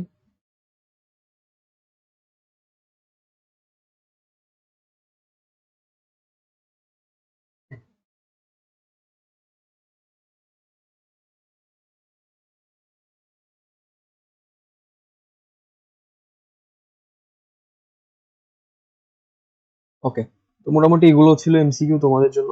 এগুলো দেখলে মোটামুটি তোমরা অ্যান্সার করতে পারবা। ঠিক আছে, এগুলো বাসায় ট্রাই করবা প্র্যাকটিস করার, তাহলে হয়ে যাবে হোপফুলি।